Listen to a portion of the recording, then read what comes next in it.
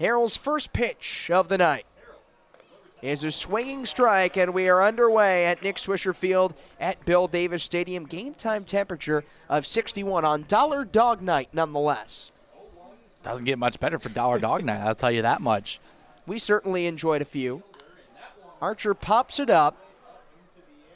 Henry Kazmar trotting onto the turf makes the grab, one gone. You can see that one off the bat of Archer. Maybe he got pushed a little bit up. Wind's blowing out. It looks like a little bit towards left center. As that thing started out more towards the center field portion of the bag, and Kazmar had to really range over to his right. So maybe look for some wind to play a bit of factor tonight. So Nate Archer is set down, and Sam Seidel steps in, a 35-game on-base streak. That dates all the way back to the three-quarters mark of last season. He went 5 for 14 last series against Northern Illinois, and eyes a strike, 0-2. That's anchored off a 3-for-5 day in game 2 of that doubleheader, double and an RBI. So certainly carrying a lot of momentum into this one. Infield in the overshift to the right. Cork to short. Kazmar is right there. The vacant left side infielder hauls it in for out number 2. I'm right on cue there, Tyler. You said overshift to the right side, and so he tries to go the other way. It looks like it was almost middle of the plate, a little middle in. He just gets it off the fist and right at Kazmar. Doesn't even have to move. Perfect positioning there on that one. First time today, Tyler Petterini, the third baseman, moved over to the right of second. That'll be something that a lot of our viewers will see throughout this game for an Ohio State defense that has improved a lot this year defensively. And now a first look at collegiate baseball freshman All-American last year, DJ Newman, as he stings one foul off to the right. The MAC Freshman Pitcher of the Year. He was one of the top pitchers in the conference. This year, he's second in the MAC in earned run average. He's fifth in the MAC in RBI per game. I mean, just how important is it to have a guy like this on your team? He sets the tone on both sides of the card. He can do it on the hill. He can do it in the box. Really just does everything for your team. Sophomore out of Archbald, Ohio. Waiting on the 1-2.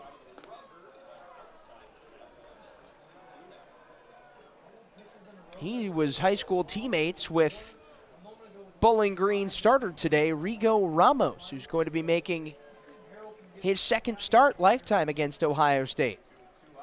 Deuce is wild. Here's Harrell's offering. Left it high, count runs full.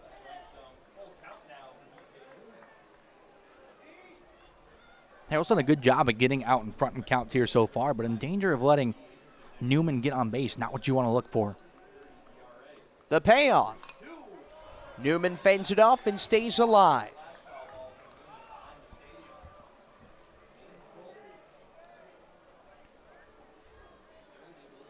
Bill Mosiello, Ohio State head coach, said Chase Harrell will get the start today. Colin Purcell will go tomorrow against Morehead State. The freshman righty tosses, and Newman swats it foul again. Pitch count being elevated in this AB from Newman. This is a good at-bat so far by Newman. He fell behind early in the count. I believe it was 0-2, but he's since battled his way back into a 3-2. Has fended off a couple of fastballs here and is just fighting off on this at-bat. Feels like he's almost in the driver's seat. Harrell throws. Newman takes ball 4. First base runner today for the Falcons.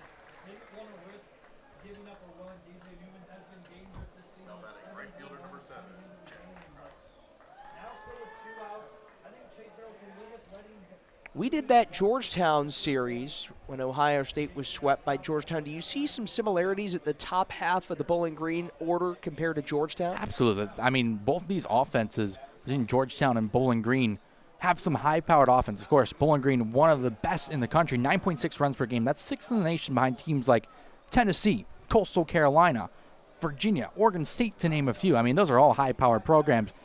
So they have guys at the top of the order can really just set the tone and get it down to your middle part of the order and the bottom part, which are all guys who can also do damage. There's a lot of high-octane hitters in both lineups, so it's kind of the similarities I see between both these teams. Although what I didn't catch it on camera, Bowling Green has a bat boy. Looks like a little toddler who came sprinting out of the dugout. Might have been one of the most adorable things you'll see on a baseball field. It's Kyle Halleck, the head coach's son, who came over to the road trip. Kyle Halleck has 2 boys,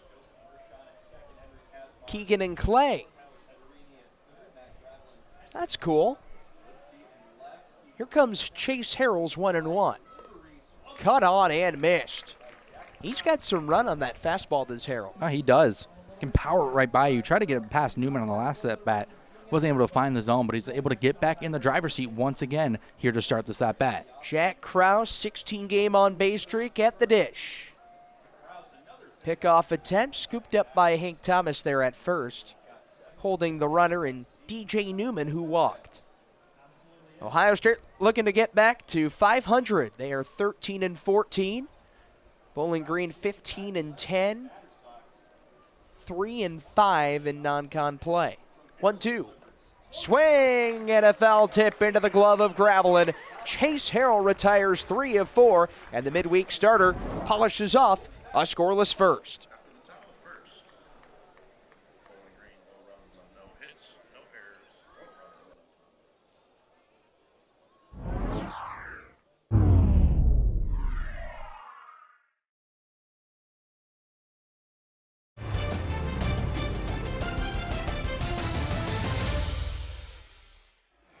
And Ramos will make start number 5 and appearance number 8.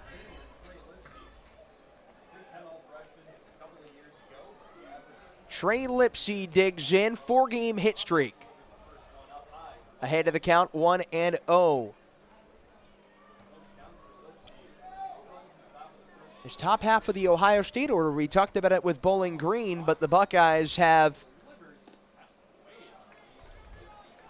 a pretty set top half of the starting 9. Doesn't really change it from Kazmar and Gravelin. They flipped around the leadoff hitter a little bit, but it's mostly been Trey Lipsey. So just he's the top 3 for Ohio State. You feel like you can see the same thing every game. Lipsey, a .219 hitter, has driven in 16. 2 home games ago, a walk-off homer against Purdue. He swings and tags it deep left center. Archer back on the track, makes the grab as he flags it down. Gave that one a ride, Lipsey did, and I mentioned in the top half of the inning how the wind might play a factor in this one. That one started out center field and then just kept slicing and slicing. Wind's blowing out on that flagpole you can see in left center field towards the Woody Hayes Athletic Facility. So that wind just carried it into left center and gave it a run. Ran Archer all the way back to the track for a loud out number 1. Henry Kazmar takes one low. Archer makes the catch out in center, flanked to his left by Leighton Banjoff. Jack Krause in right. Henry Kazmar flips it into center. Archer banana curving back towards the edge of the turf and makes the grab. Infield from left to right. Roki at third. Seidel at short. Ross at second. Tackett's at first. The battery is Ramos, who's retired the first 2 batters faced, and Cooper McKenzie behind the dish.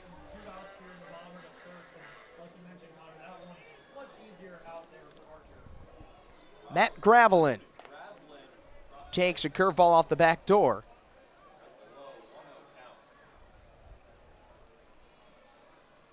Gravelin batting .314, tied for the team lead with 33 base knocks with Henry Kazmar. Watches one clip the corner.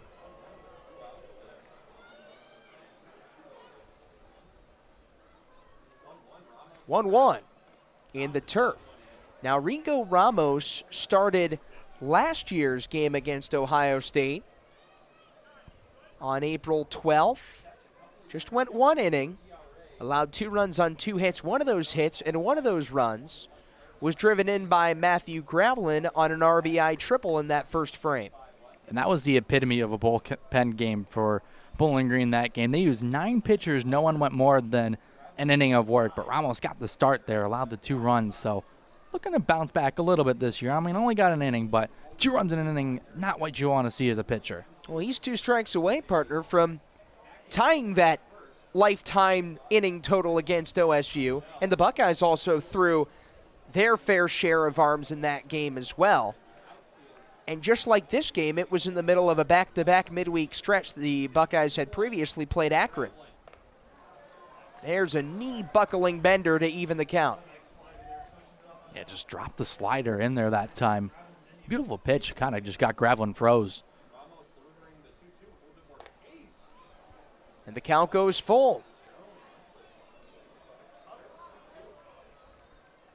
Rico Ramos trying to propel Bowling Green to some high inning totals today before another game against Purdue Fort Wayne, and he gets Matthew Gravelin swinging near the hands. 3 up, 3 down for the senior southpaw for BGSU.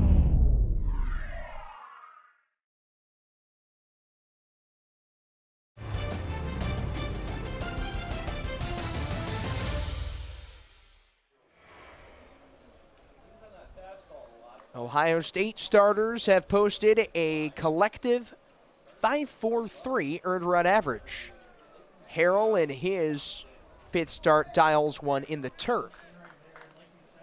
And we've talked a lot about Nebraska, obviously Ohio State coming off of the series against the Cornhuskers. Here's a former Cornhusker in the box himself in Banjoff. Spent a couple years, 3 to be exact, in Lincoln. Takes one high. Banjoff started 66 of 84 games in Lincoln, and in the COVID-shortened 2020 season was a freshman All-American. Gravelin frames it, and it clips the top of the zone. 2-1 on Banjoff, who's tied BG highs in nearly every offensive category in 10 less games this year compared to last year.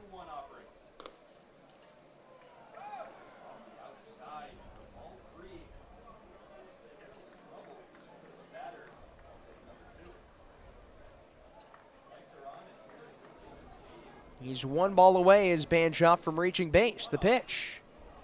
High, lazy pop-up behind the dish. Gravelin will not have a play.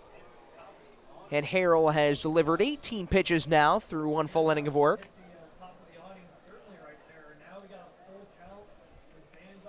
Bill Mosiello said before these midweeks that he wants to have Harrell and Purcell, the next 2 starters, to be ready. Swing and a miss on 3-2. Harrell's got a strikeout and a strut. Oh, tell you what, Chase Harrell looks ready tonight through the first inning and a third. Couple of strikeouts that time, just comes with the heat, blows it right by top of the zone. Banjoff not able to catch up. Little high cheddar from Harrell. And he will now face freshman TJ Tackett, who loops 1 foul. But as we were saying before, Mosiello said that he wants Purcell and Harrell to go a little bit shorter in these midweek starts because he wants to have them ready for the weekend, a series against the Iowa Hawkeyes here at home to continue a 6-game homestand.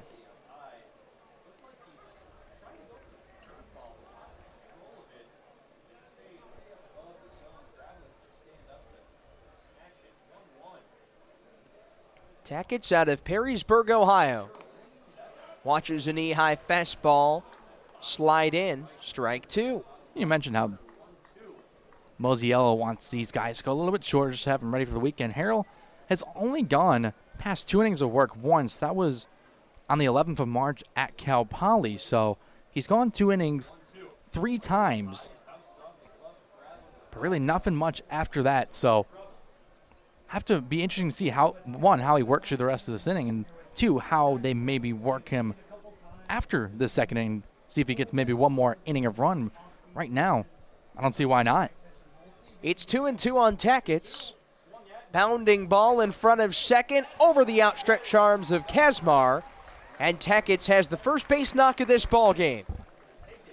That's a very well-placed hit there by Tackett's. I mean, I don't think there's anything really you can do there if you're Ohio State. Just pounce it into the ground, bounces it, uses the turf to his advantage like a trampoline, just bounces it right over Harrell. And Kazmar gave it a good run, but even if he makes an acrobatic somersaulting play, I don't think he has a throw at first base. A hit that the turf monster couldn't even get to. And Bowling Green has its third base runner, or second base runner, of this game.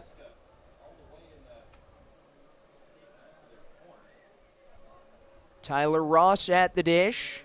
705 slugging percentage, second in the Mid-American Conference. Took the words right out of my mouth. You want to talk about a guy that can slug the ball. This is a guy right here. 6 doubles, 3 triples, 5 homers this year for Tyler Ross. Man on first for Kyle Halleck's Falcons. And Harrell sticks it over the outside for strike one. Nifty slider there from the first-year righty. Yeah, that slider right on right action runs away from the right-handed batters. Just bend that over the outside corner for a picturesque strike and comes, looks like right back with it. Does he stick with it here on 0-2? 2 straight off speeds. I feel like as a hitter, I'm guessing fastball, but you never know. It can come with the off speed 3 times in a row. Here comes Harrell. Slider out. Gee, this is why I don't play at the collegiate level. I would have guessed fastball that time. Instead comes slider away. You would be a monster, though, in the scoop game on turf. Absolutely. I mean, it's pretty easy on turf. As any fielder, you can predict the hop. Really very true playing surface. Not going to get much discrepancy. The 1-2. Reached at and poked to the mound. Harrell goes to second for one. Relay over to first. Not in time. A fielder's choice for Ross, and there's 2 gone. Well, that time the turf monster ate it up a little bit. Didn't bounce as high as that previous infield single. So Harrell, nice job. Go get the lead runner. Pretty close play at second, but did the right thing. Got the lead runner down and keeps that runner over there at first.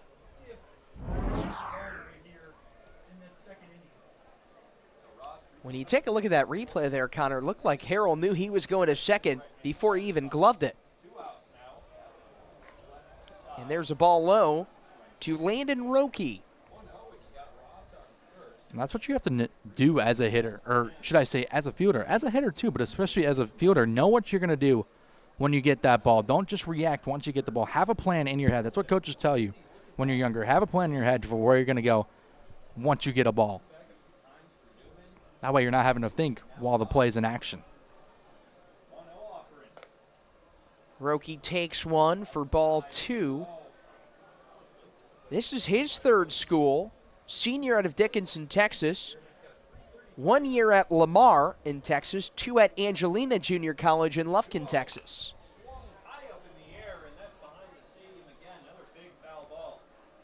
We were talking to Kyle Halleck, the Bowling Green head coach, before the game.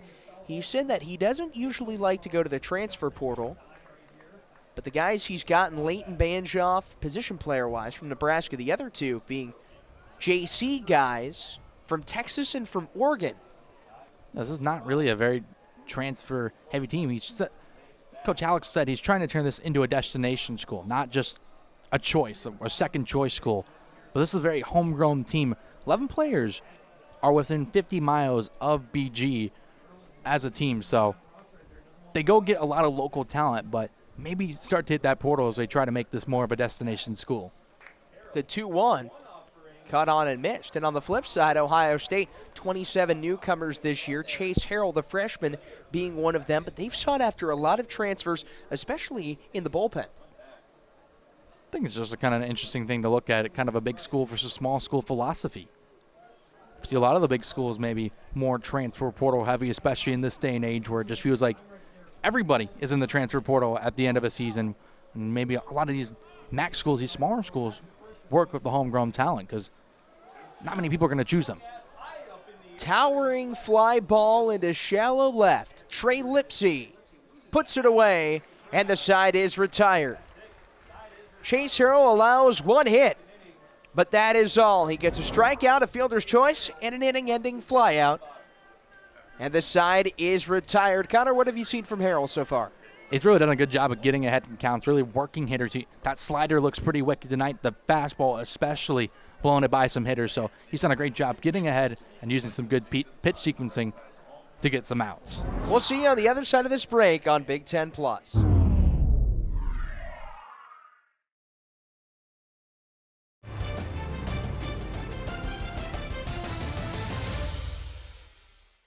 Allowed 2 runs in 1 inning of work against Ohio State last year. Comes out 1-2-3 this year First pitch swinging from Tyler Pederini, the junior third baseman, pops it up to the third baseman, Roki, who makes a curling catch, trying to fight the clouds. Yeah, that's a tough play there for Roki. That ball just keeps moving up in the air. The high pop fly on the infield can be very deceptive to a lot of infielders. He started off in foul ground and eventually got taken to the line and made a nice lunging play. Joseph Mershon at the dish now. Switch hitting batter, hitting right. At the start of the year, Ohio State had been facing a lot of left-handed pitchers and still are with a left-handed hitting heavy lineup. So Mershon has benefited from that and has helped Ohio State offensively by being a switch hitter in that 5-hole. Switch hitters are so valuable to have, obviously, because they can hit both sides of the plate, but it really just helps break up some of that lineup, especially when you look at guys like Ohio State, very left-handed hitting, heavy hitting lineup. So you're just able to break that up just a little bit, get a right-hander in there. Ramos pumps in a change for a get-me-over strike. At least in terms of when the left-hander's on the mound. Of course, when a right-hander, just another lefty in that lineup, basically. Absolutely, which is a benefit in both departments. And Joseph Mershon doing what he does so well. That .441 on-base percentage gets a little bit higher with that walk, and the Buckeyes have their first base runner. That's big for Ohio State. It looked like Ramos that time was just kind of nibbling around the zone, didn't really want to give Mershon pitch it, so they said, all right, I'll just take my walk. Didn't try to force anything, stayed patient in that box, and draws the base runner for Ohio State. Kind of the unintentional, intentional walk on 3-1? Almost, yeah. Now Mitchell Oakley coming off Ohio State's second grand slam of the season. Takes one in the turf, Mershon holds. Don't be surprised to see Mershon go here in this one. He's got 8 stolen bases on the year. That's tied for the team lead. Had some very happy feet over there on that first pitch. He's really trying to almost look like get it in the head of Ramos. Maybe try to draw off throw over. Looking to play some Jedi mind tricks on the senior lefty Ramos. Brings it home. Here's a fun stat courtesy of Sonny Folks of Press Pros magazine covering Ohio State baseball. Since Mitchell Oakley began his career in Columbus in 2020, he's played in over 95% of the Buckeyes games in his tenure. 2-0. Takes a strike right underneath the armpits. No, I mean, Oakley's got to be feeling hot coming off the big weekend, especially Sunday. 4 hits, 6 RBIs in the weekend, a 5 RBI game, including a grand slam on Sunday against Nebraska. Lashed, foul ground, third base side. McKenzie going out, and Roki makes a leaping grab in front of the Buckeye dugout. Roki's been busy in this half inning, 2 away. He certainly has. Second time he's had the putout in this inning, and once again, it looks like that wind's pushing it more towards the third base side.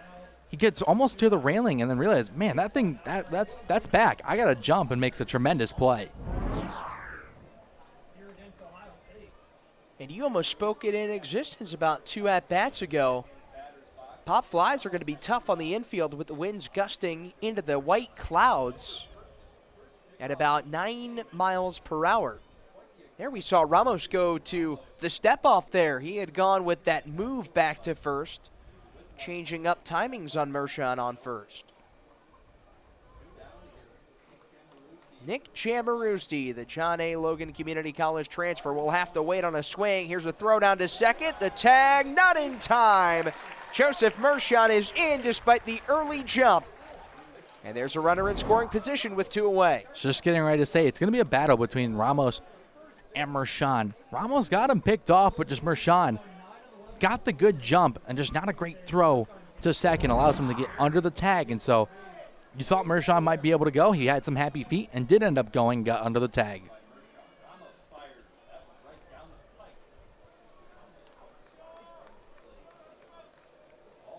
Ohio State as a team, they are 4th in the Big Ten in stolen bases with 47. They've only been caught 12 times.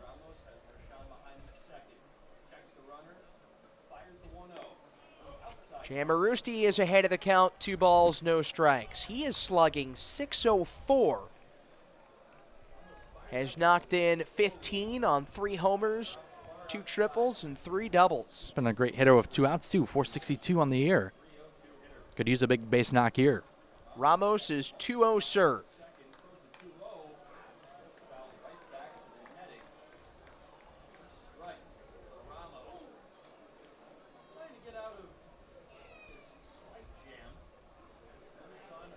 Ohio State still looking for its first hit of the game. Trying to drum up a piece of situational hitting with Jamarusti. 9 of his 16 hits this year are for extra bases. Mershon the runner on second. Jamarusti swings and laces it to left.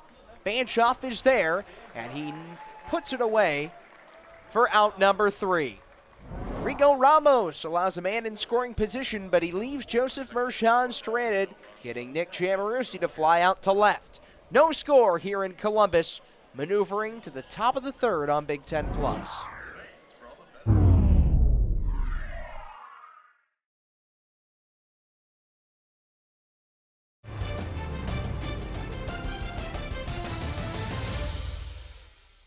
If you're head coach Bill Mosiello. A confidence boost for the freshman right-hander out of Milford High School, where he posted a microscopic .96 earned run average while in prep. Here's a first pitch swinging pop-up behind home plate. Matthew Gravelin has room and makes the catch. It's a good play there by Gravelin. Did what you're supposed to do as a catcher. Throw that masker away and find the ball. Found it, it just stays in. That was very nearly a foul ball, but sometimes it can be a game of inches, and that time that inch goes in favor of the Buckeyes. And it certainly does, and Harrell gets his second pop-out of the game. He's through 2 1/3 innings. Nate Archer trying to bunt his way aboard, pulls back, and eyes a strike. Archer is 2 home runs away from moving into top 10 in Bowling Green program history in homers.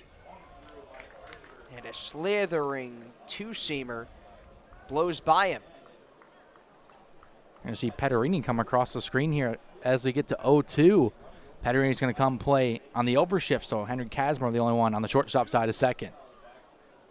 You saw Archer there, foul tip it off the mid of Gravelin and roll back to the net. Could you sense maybe he's trying to tag it the other way? Push it past the shift? Well, he lined it to Casmore the first time into that shift, so he tried to go the other way the first time. You can imagine maybe just trying to have that inside-out hitting philosophy once again. Defensive swing and a foul ball. Archer is already tied for 9th in program history with 9 triples. If he hits 2 more homers, he'd join Larry Arndt as the only Falcons to be top 10 in both. On the ground to second. Mershon to first.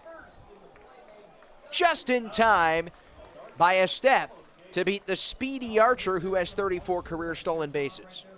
Yeah, he just put his head down out of that box that time and ran the whole way.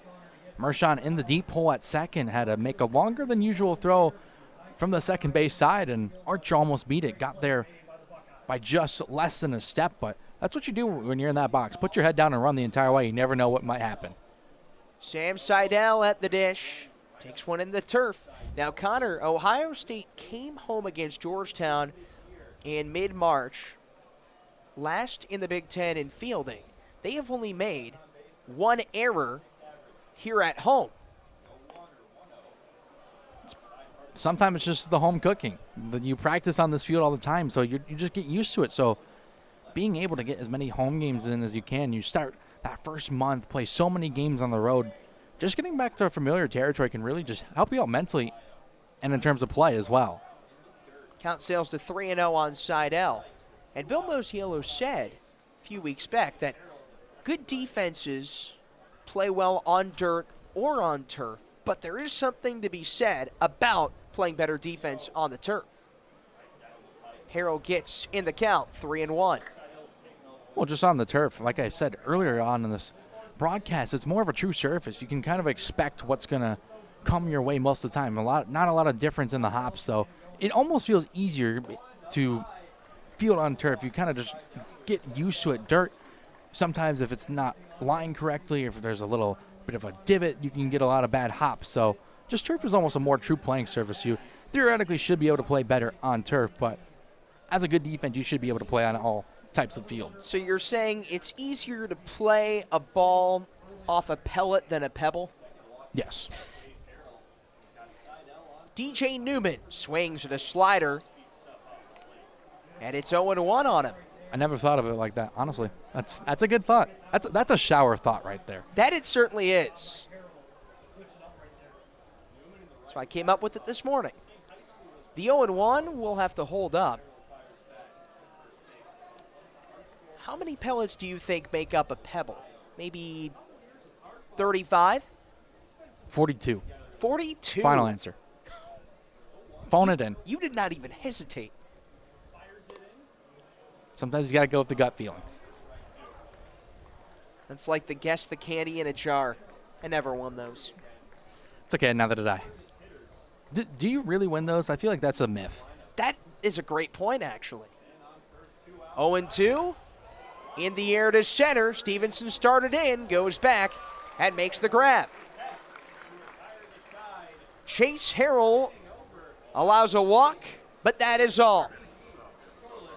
Scoreless so far through 2.5 from Bill Davis Stadium. More to come on our colorful candy conversation.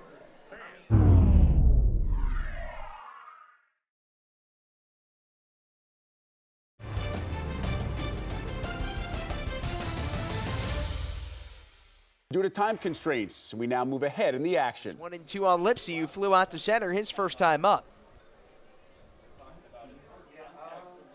Stevenson leading off of second. Rigo Ramos brings it home. In the turf, McKenzie gobbles it up. Stevenson over there playing a little bit of mind games, it looks like, at second. Ramos looking back and then comes with the slide step. It's like you said, some Jedi mind tricks. You talked about Marshawn in the last half inning. This time it looks like it's Stevenson and Ramos kind of in the battle of wills over there. The 2-2 to Lipsey. Swung on, bounced, and foul. You get some Nestor Cortez vibes from just the deception of Ramos. I do. He very deceptive pitcher, very methodical when you got runners on base. Taking a lot of looks over there, showing the different looks of pickoff moves. That's a good comparison. I didn't even think about that, but you can see some nasty Nestor in him. The spin throw to second. Tried the old wheel play, but Stevenson did not bite. You saw Seidel creeping in over the past couple of pitches. That time they put the wheel play into motion. Stevenson, though, wasn't biting. Ramos pitches. Lipsey swings and tops it foul. Now, what was interesting that our fantastic camera crew caught there as Stevenson was looking back to the shortstop, Seidel. Seidel's given off the signs, as you could even catch at the top of your screen there. He's got the wristband on the belt loop there at his midsection, so obviously the captain of that middle infield dishing out the signs to his boys. Seidel quarterbacking the Bowling Green defense. Trey Lipsey looking to get the Buckeyes on the board first. This is just like a good battle in general. Here, Ramos and Stevenson looking back and forth at each other, trying to get into each other's heads. And then Lipsey, he's fouled off some pitches. Some tough ones here, really staying alive in this count. Just an all-around good battle here in this at-bat. Mano. Ohio State 0 for 1 with men in scoring position today. Have yet to get a hit, but 2 base runners on walks. Lipsey takes ball 3, and the count is full. Ramos has unfurled 36 pitches.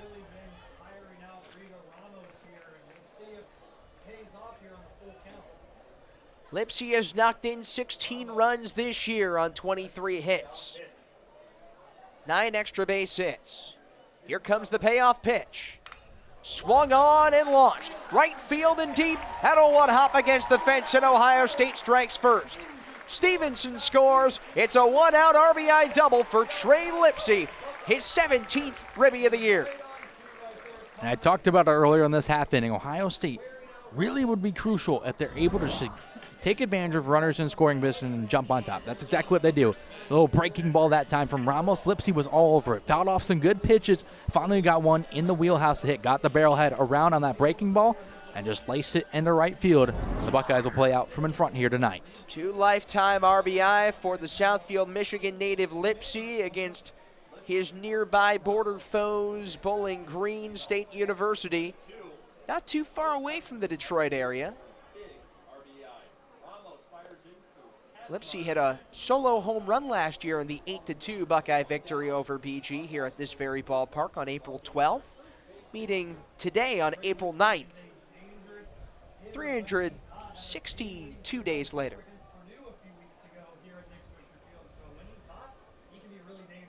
Henry Kazmar 0 for 1 will have to wait. Lipsey breaks for third. The tag by Roki in time. That's a good job there by Ramos. Didn't panic. His infielders called it out to him.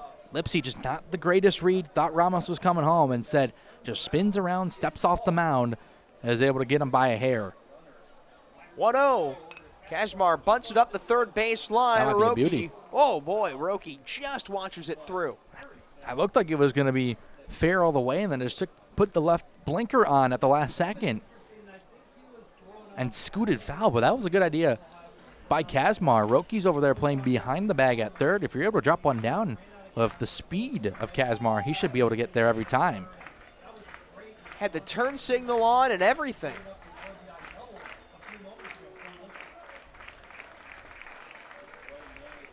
Strong crowd on hand for this midweek matchup.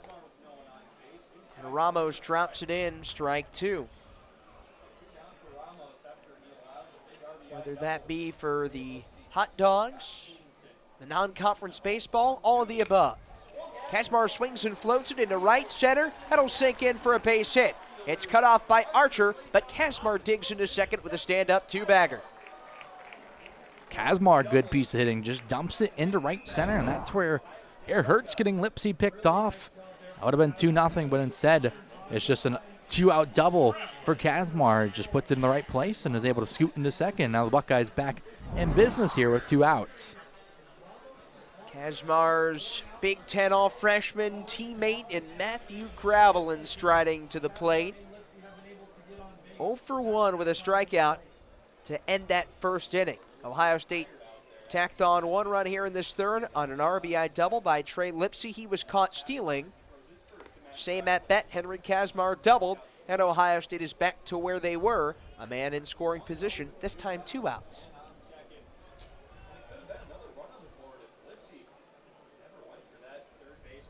That's where the non-pitching prowess of Rigo Ramos helped the Falcons on the pickoff. Interesting to see. Looks like BG has someone up in the pen. Can't tell who. Ramos has only gone past 3 innings 2 times. He's hit 3 innings on the dot twice. So 4+ performances of 3 innings or more. So maybe his last inning of work here. Whew. We almost caught a foul ball. That was going right towards A.J. Reniker on camera 2, our high home camera. And by the cheers of it, looks like a kid got the baseball, played it off the carom. Yeah, it was a good, actually, nice play by the adult over there sitting in the back row before the walkway. He ended up with it and handed it right off to a kid. Love to see it. Oh, the adult caught it. The adult caught it and gave it to a kid. Oh, you gotta love it. That's what baseball's all about. It's also about scoring runs, which Ohio State has done once in this frame, looking to tack on more. Ramos seeking to get out of it, walks Gravelin. Good block behind the dish as well by McKenzie. That ball was in the dirt. Able to prevent the pass ball and the wild pitch. And keeps Kazmar over there at second. Don't want to give the extra 90 feet. We'll talk more about Mr. Sapphire as the game goes on. He has a great pedigree in minor league baseball. Pederini eyes a strike.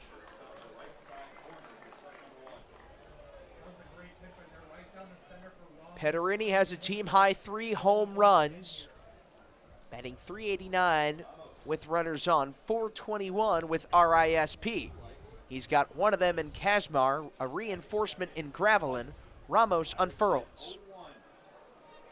Breaking ball off the outside.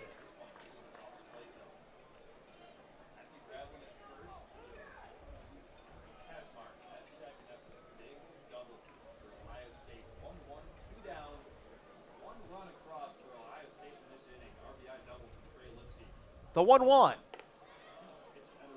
Backs off Pederini for ball 2. Breaking ball heavy start to this at-bat to Pederini. Trying to work the corners here, but falls behind 2-1. The Worcester native in his 3rd year as a Buckeye, waiting on the 2-1 home. Swung on, roped into right center field. That'll hit in the alleyway to score Kazmar. Gravelin's getting the wave. Pederini slams on the brakes. He's got a 2-run double to make it 3-0 Ohio State. Ohio State working the gaps here in this inning. Pederini gets the fastball middle in and launches on it. Just puts it in the gap and gives the Buckeyes a 3-0 lead. And you said he put on the brakes. Ohio State, very aggressive base running team. Mentioned 4th in the conference in terms of stolen bases on the year. They've got 13 triples. That's first in. Joseph Mershon now from the left side. Swings and punches it into left. And it's caught by Banjoff to end the inning. 1 pitch, 1 out for Connor Penrod, who relieves Rigo Ramos.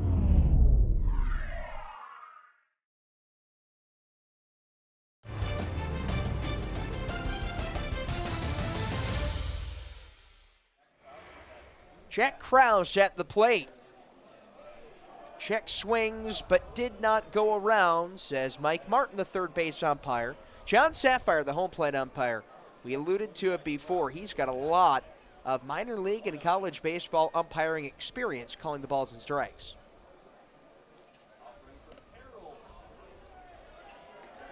This time, Krause, who's 0 for 1 with the strikeout, went around. Yeah, Sapphire over there doing the great job of peeling over to the third base umpire both times. He's worked pretty much every northeastern baseball conference that you can really find at the Division I collegiate level.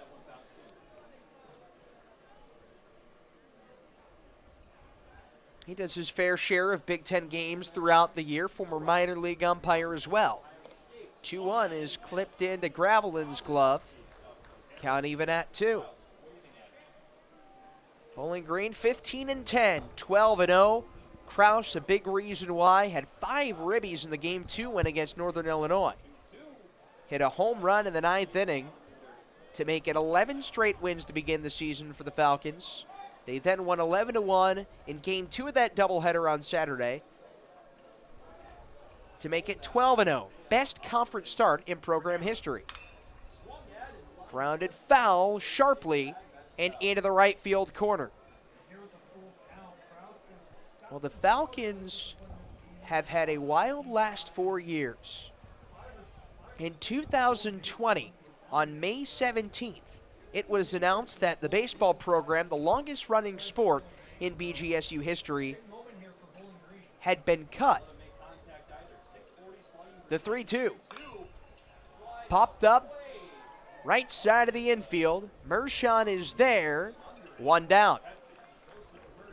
A group text of former Falcons alumni was formed. A bunch of players from the 1970s started talking about it. Well, that group text led to an email campaign. And then 2.5 weeks later, President Rodney Rogers announced that the program was reinstated. 4 years later, they're off to their best conference start in program history. Not just such a tough feeling as a team, because that was just kind of the impact that COVID brought. Not the only program in all of schools. A lot of programs just across the country got cut, and so just being able to get that alumni support, that fan support to keep it going, was so crucial for Bowling Green. Head coach Kyle Halleck, when we talked to him on the field prior to this game, said they had to do a lot of things right to make sure that this program kept running, and they've certainly done it right. Off to a good start this season, 15-10 overall, and a great 12-0 in the MAC. So I think they've done some things right this season, that's for sure. That they certainly have, and one of the first guys they brought in is the man at the plate in Leighton Banjoff, who was a freshman All-American at Nebraska in 2020. Takes a looking strike to even the count at 2 balls, 2 strikes. He's been successful everywhere he's go. He's former 2-time Great Lakes Conference Player of the Year over at Elyria Catholic High School in Northeast Ohio. The former Panther has the count full on him. And the Great Lakes Conference, a strong conference for baseball. In the time that Banjoff was there, EC among one of the powers. The payoff, up high, and there's a 1-out walk. Trying to tie that career in-game total. TJ Tackett watches a bender sail in. Strike 1 called.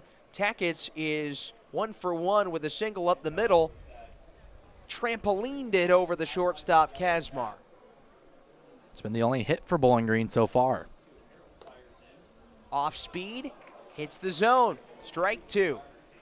That was a great frame by Gravelin. Really got down, brought the glove down, a little snap motion, and got the call. I think that one could have went either way. Harrell reaches into his toolbox. He'll bring it throw to first. Thomas is tagged late.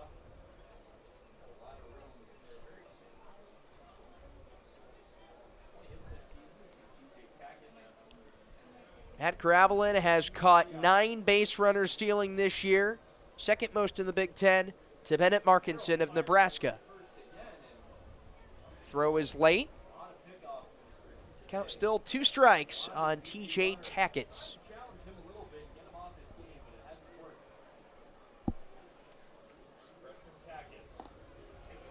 Just a bit low, says home plate umpire John Sapphire. Was close, that's for sure. That time, Gravelin didn't get the frame, but did a good job. Really, Harrell working the corners here in this at-bat. Gravelin's going to set up outside. Harrell brings it home. Escalated foul. And Tackett stays alive. Pitch count nearing 70 for the freshman righty Harrell.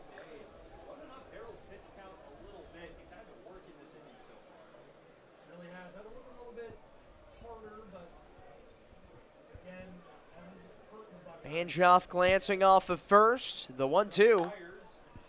Swinging a topper, popped up in front of second. Joseph Mershon trots on the green and hauls it in. That time just got under Tackett's did, and nice play by Mershon as Harrell works away. Just a little slider, almost a little two-seam over the plate, just ran it away and just got his man to go under it. A big second out.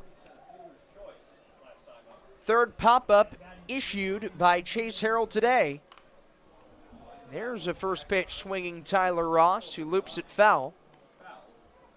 Harrell so far through 3 2/3 frames, just 1 hit. He's walked 3, but has struck out 2.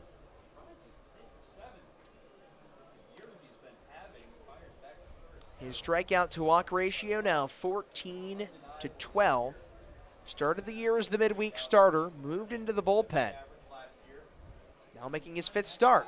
Banjoff goes, Gravelin's throw to second. The tag by Mershon in time to get him. Gravelin's 10th runner thrown out on the base paths this year ends the inning for Chase Harrell, who ties a career-high 4 innings of work. Beautiful throw. Banjoff tried the spin move, but was cut down.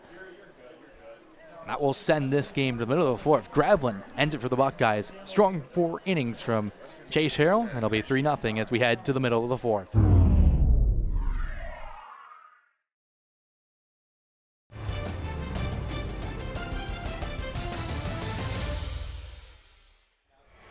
Especially in Illinois. Well, looks like just of the 2 scores reported so far, Rutgers took care of business against Seton Hall, 8-1, and then Northwestern didn't have a very fun day against the University of Illinois Chicago, 18-5 final score in favor of the Flames in Evanston in 5 innings today. By the way, what a ballpark, UIC. Have you ever seen that? I have not actually. up there with Appalachian State. And here at Bill Davis Stadium, it's one of the most unique vantage points. No, there isn't a skyline, but you have all of the athletic complex. Oh, wow. You have the soccer stadium, Jesse Owens Memorial Stadium, on your left. Football practice field in left center. Some more practice fields in right center. Then you have the Jack Nicklaus Museum in right field. That's certainly an interesting backdrop here. And I mean, I just looked up the University of Illinois Chicago. That's a beautiful view. That's for sure. You have all of Chi-Town just north of you.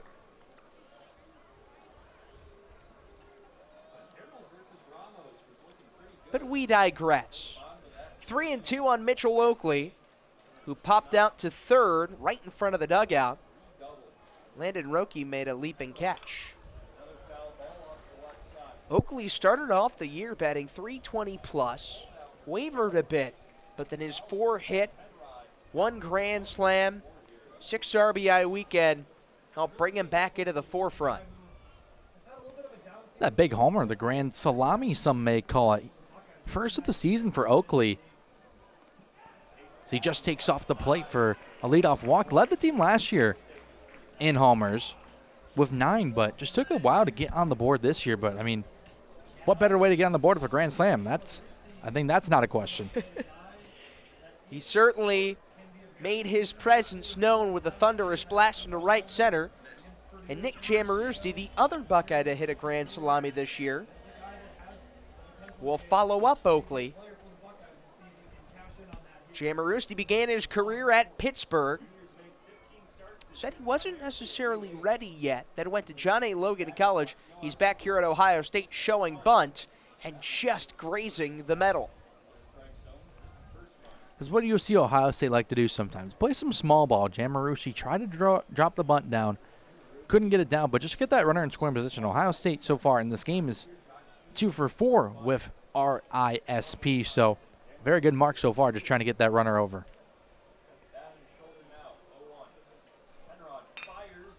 Bounding ball to short. High hop played by Seidel. The turn throw to first. One hopped not in time. A fielder's choice for Jamarusti. And the lead runner in Oakley forced out at second. That was going to be tough to turn too, just the way that bounced almost off the front of the plate.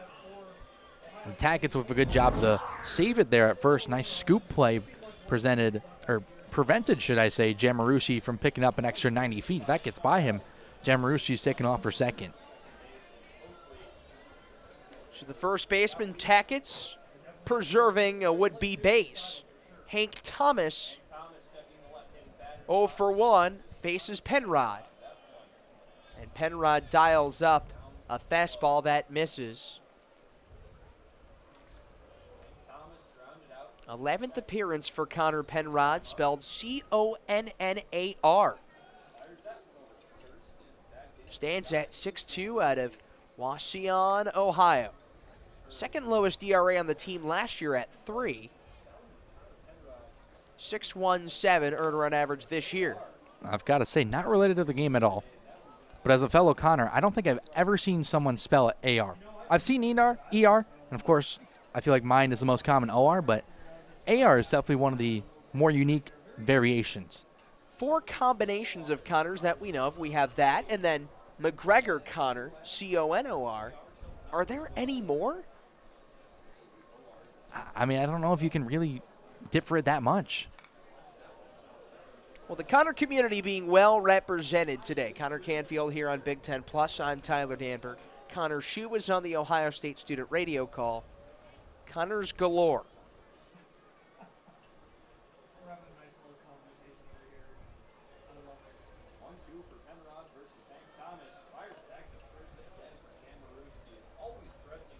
Ohio State has stolen a base today. Wouldn't be surprised to see Jamarusi go. He's got 8 on the year. That's tied for the team lead, although Mershon overtook him of his stolen base earlier this season, or should I say this game.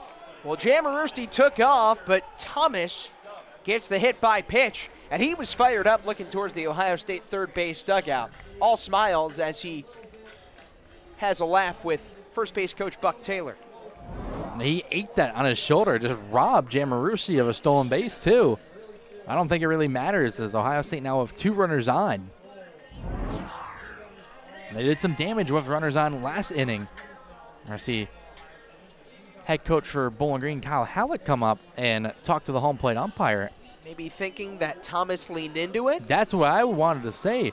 Looking at that replay, it almost looked like Thomas, maybe not intentionally, but in trying to get out the way, stuck his elbow out there just a little bit and presented more to the line of fire than maybe could have been in there. From our naked eye, Connor, Connor, it appears that they have to be looking right for either Thomas leaning into the pitch or maybe the slightest chance that Penrod's delivery hit the knob of the bat. That is probably one of the 2 things I would have to imagine. I think you had it right on the head, partner. I think just from first glance off that replay, it was more whether Thomas leaned into that pitch, but it certainly could be the foul ball. So our umpire crew will go take a look. John Sapphire, Michael Schultz, Jason Dreyer, Mike Martin, all on the crew tonight. And that's a good spot there by Kyle Halleck because that's not something you really look for when you're initially looking at a pitch, but something that he caught. Hey, maybe he leaned in that pitch, or hey, maybe he hit the knob of the bat. That's a huge call. Wipes the extra 90 feet off the board for Jamarusi, and of course puts the second out on the board. Could be something we look back on in this inning. Josh Stevenson takes strike 1 call. So a big swing there without a bat being swung. Stevenson walked back in that 3-run 3rd inning.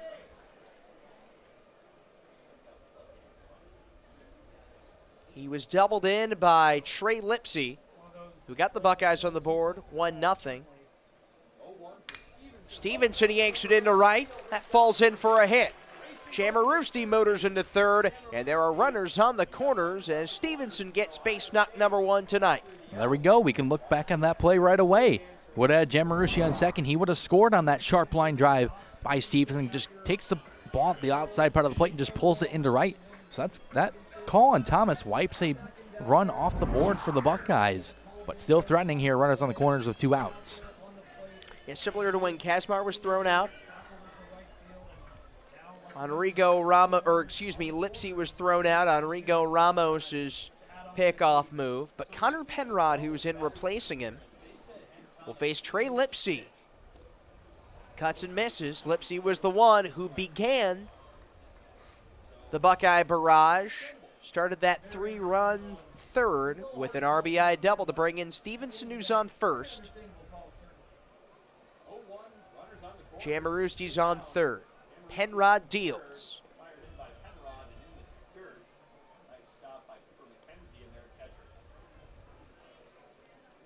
Penrod is looking to increase that scoreless streak to 6 1/3 innings. Here comes his 1-1 service. The pickoff attempt is late first.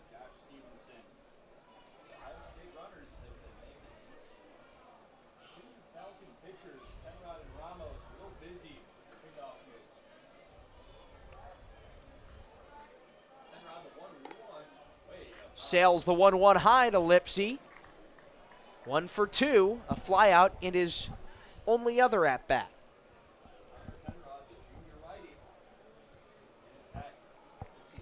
BG in a hole. Penrod looking to dig him out of it. Time looked like Lipsey was on the off speed that time, just not able to straighten it out and put it forward. That's a big strike for Penrod. Get even that count up now. 2s across the board, 2 balls, 2 strikes, 2 outs. Chance for Penrod to escape some damage here.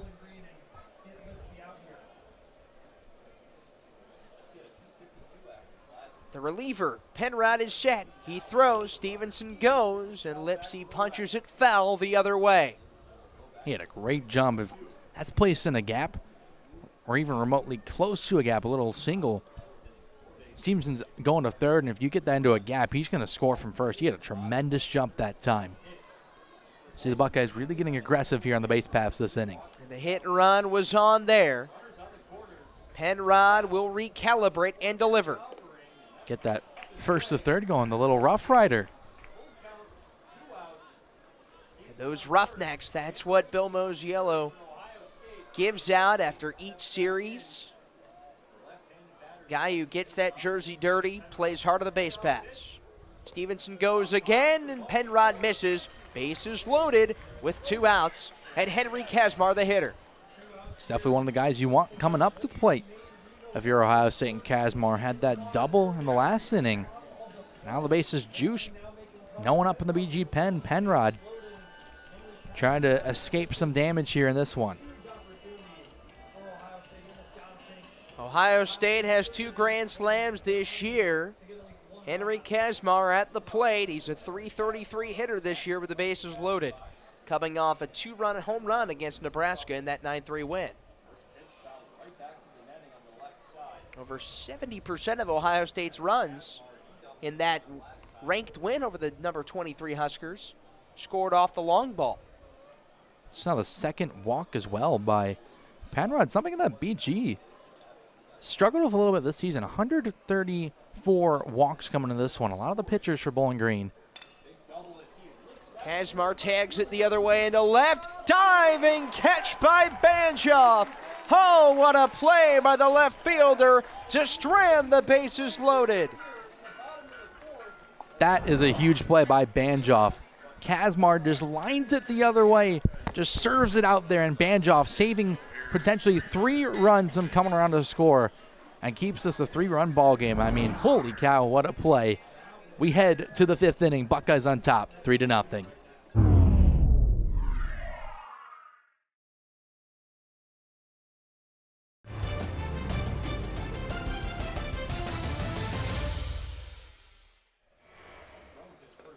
First pitch is a slithering strike to Tyler Ross, who was at bat in the 4th inning. But Matthew Gravelin threw out Leighton Banjoff to end the inning. It's flipped into right field. Oakley curving over, makes the catch, 1 down. You mentioned Jones coming from the JUCO route. I think a lot of people kind of flip their nose up when you come to junior college. It's not the worst thing in the world. Sometimes when you're a Division I prospect, you just need that reset and just get to do it at the JUCO level and come back. Just because you go down to JUCO doesn't mean it's the end of the world to your Division I hopes.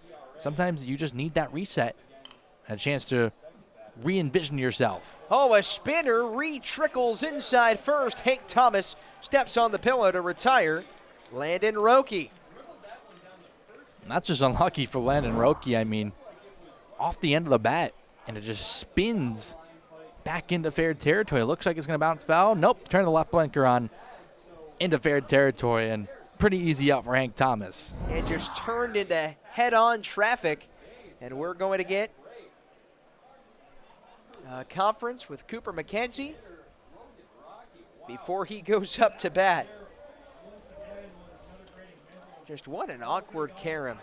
Usually you see it on bunts up the third baseline that maneuver out of the baseline. But this time it spun back in. I think that was like pretty much off either the very top of the bat or the cap of the bat. And just able to get some side spin on that ball rather than top or back spin. So Logan Jones has retired the first 2 batters he's faced. Jones, in his first year at Ohio State, did not pitch at all in game in his first month of baseball. Made his first appearance March 25th at Indiana of last year. There's a hammer of a curveball downstairs to Cooper McKenzie. And since then, Jones has now made 17 appearances. This year, 5 1/3 innings, 11 earned runs, has struck out 9 and has walked 6. But back-to-back scoreless appearances to end this season last year. Here's the righty's 2-1. Flutters out. 3 straight scoreless innings for Jones against Purdue and Nebraska. No, he obviously had the tough start to the season. ERA still at 18.5 basically, but it's not about how you start. It's about how you finish. And Like you mentioned, 3 straight scoreless innings, off to a good start in his first, and he's got the 2 outs, chance to put away for a 1-2-3 inning here on this 3-2 pitch. He has struck out 6 in his last 2 previous appearances. He's looking for strikeout number 7 in his last 3 outings. Here he comes. Hot shot into center. Stevenson charges and makes a jumping catch. Logan Jones with 3 up, 3 down on an efficient 5 pitches. We've played 4.5 here on an overcast evening in Columbus. Ohio State 3, Bowling Green State University, nothing.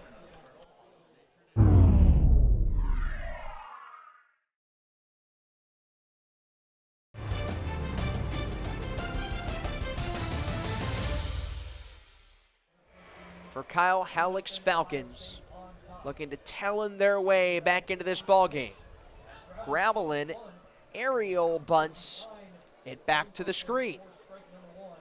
Gravelin just spotted something in the BG defense that time that might have necessitated him dropping down a bunt. Might swing away now after he shows it the first time, but interesting to see your 3-hole hitter leading off and dropping down a bunt on the first pitch. Bell's 0-1. Gravelin skies it, shallow center. Seidel makes a hat-high catch. 1 up, 1 down for Logan Bell, the former Akron Zip. That time he just brought the breaking ball in there.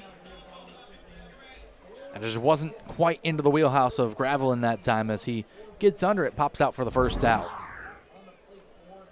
So now Tyler Pederini, who provided insurance for the 2-run double in that 3-run third inning, watches a breaking ball sink low. Pederini has now knocked in 25 runs preceding this game, 2 today. Golfson misses.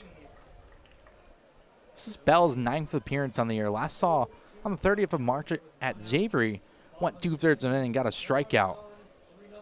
4 scoreless appearances so far this season. We talked about BG not bringing in a lot of transfers, but Bell is one of those exceptions.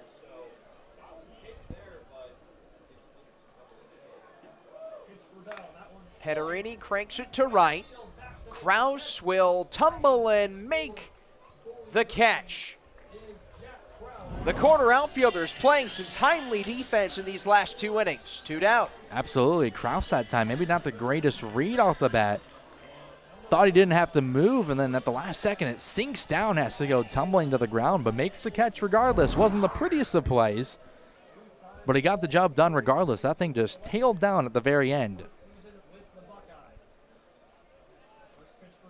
Joseph Mershon, switch hitter batting left, is down to the count 0-1. Mershon is 0 for 0 from the right side with a walk, 0 for 1 with a line out from the left side. 0-1. Caught on and missed.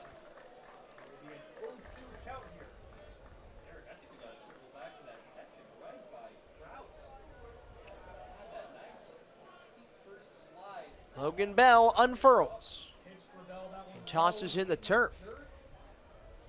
5th-year senior, redshirted in 2020 at Akron. This is his 4th year at BGSU. Mershon, the former College of Charleston Cougar. Swings and fouls it straight back.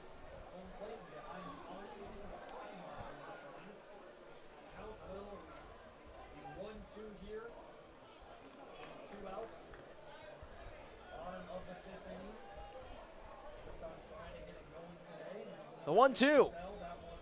Drops in the turf. Try to drop the hammer that time, get Mershon to swing away. Good chase pitcher up ahead in the count 1-2. Good idea. Just Mershon not biting. Ground ball through the right side. Joseph Mershon tallies his first base knock. He'll put on the brakes after a big turnaround first. And Ohio State has its 5th hit in its last 3 innings. It's a good job by Mershon. Spit on the breaking ball in the dirt and then comes and takes a little, looks like almost a 2-seamer away and just lines it into right center field. Didn't try to do too much, just got the bat out there, protected the plate there with 2 strikes. Exactly what you need to do when you're in a 2-strike count. Mershon has stolen a base today. Ohio State 4th in the Big Ten in bags this year. We'll see if he gets the green light to go as Mitchell Oakley holds off on ball 1. Buckeyes 5 for 18. Falcons 1 for 15. Ohio State has drawn 5 walks, Bowling Green 3.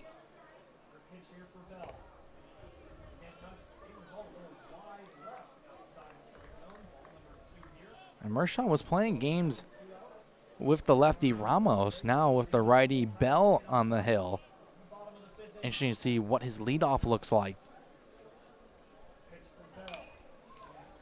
Hot shot to first, forehand stop by Tackett, takes it to the bag to end the inning. No runs, 1 hit, 1 left, but Logan Bell in his first inning of work pitches a scoreless 5th frame. To the 6th we go here on Big Ten Plus. OSU 3, BGSU none.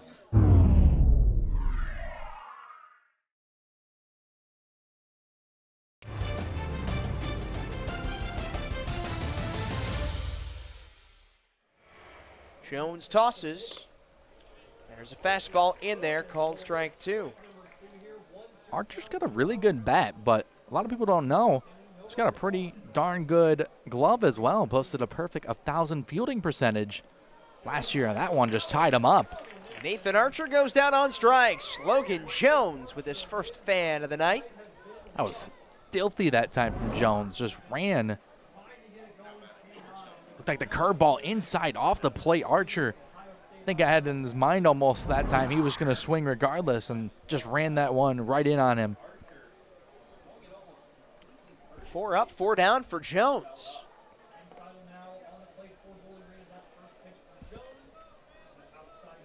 That is now 4 1/3 straight scoreless for the right-hander Jones. There's a fly ball to center. Stevenson ranges over, patrolling in center. And there's 2 down. Jones cruising so far. 5 up, 5 down. Outside and away. And gets a big second out. So really looking good here on the hill so far. His assignment gets tougher. It's DJ Newman, 350 hitter. Jack swings, but does not go around, says first base umpire Michael Schultz. We talked to Kyle Halleck before the game, and Connor, he said that Newman only had 2 high school offers coming out of college. He was an American Legion ball player. There's a strike 1. But Halleck said they had their eye on him from the outset. Said that he did. Every time they watched him, he did something right. Barreled balls up, made the right plays. He just is a guy that will go out there and give you good at-bats and good plays in the field. Big reason why he is a Falcon for Bowling Green. His senior year at Archbald High School, he was an all-state selection in basketball, baseball, and football, the only person in the state at his division to do so. And Archbald High School, what a high school that is for baseball. Cade Kern, former Ohio State Buckeye, now in the Atlanta organization. Jaron Williams in the Astros organization, former Toledo Rocket. Williams does not waver at that curveball low and outside. And then you have Rigo Ramos, who started today's game for Bowling Green, went 2 2/3 innings with 3 runs allowed. And then DJ Newman, who's at the plate now. Freshman All-American last year. Swings and bounces it foul. Oh, he was a freshman All-American. He was first-team All-MAC as a designated hitter and also freshman pitcher of the year. I mean, the guy can do everything. He's a Swiss Army knife. Lone two-way player last year for BG. 3-2. Fastball just off the outside. Ball 4, and Newman's got his second walk of the night. Just missed that time. Came away with the heat on the outside. Just not able to catch that corner, and there's a great shot. Oh, there's the younger Halleck boy. Good form, too. Popped out of his first base dugout perch. Great pop time. Hasn't pulled a 2002 World Series just yet. No, that was the young Darren Baker, who was saved by J.T. Snow. Of course, Darren Baker, son of Dusty Baker. Darren Baker is now a highly prized prospect in the Nationals organization. So maybe Halleck Jr. will have a great baseball career ahead of him. But he's making right plays at the right time.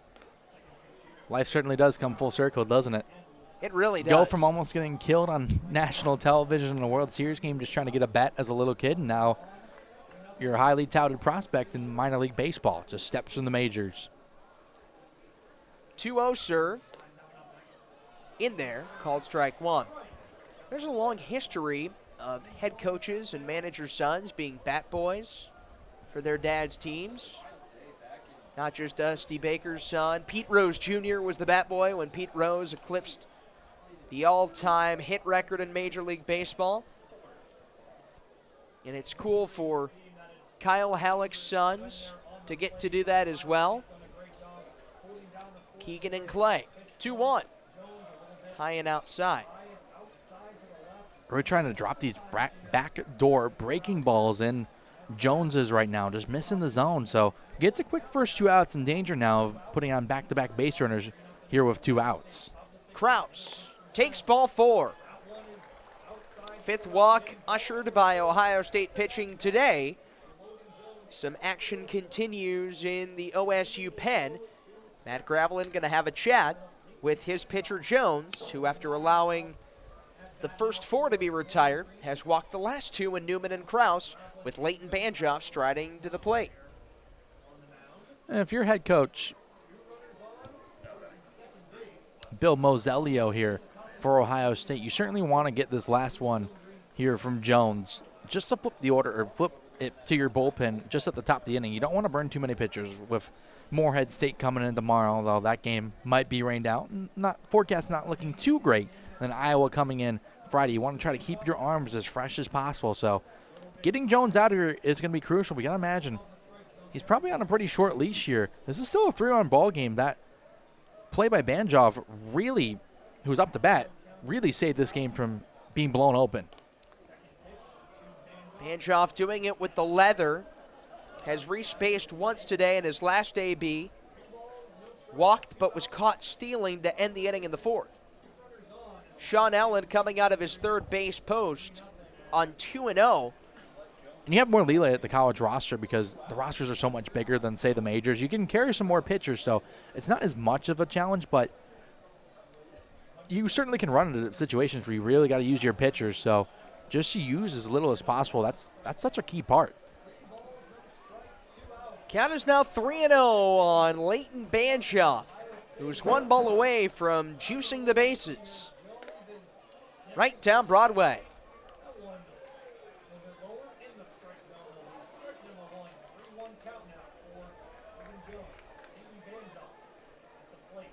Two gone, 3-1. Jones delivers. Tipped back to the backstop. And Logan Jones is rejuvenated. It's a big pitch now, obviously, because it's 3-2, 2 outs. He's worked his way back in. Runners will be in motion, too, with the 2 outs and the 3-2 count. So you get those extra little momentum from the base runners. A ball in the gap could spell trouble. Travel time for Newman and Kraus. The 3-2. Curveball left high. Bases load. So now after getting the first 2 outs, bases are loaded.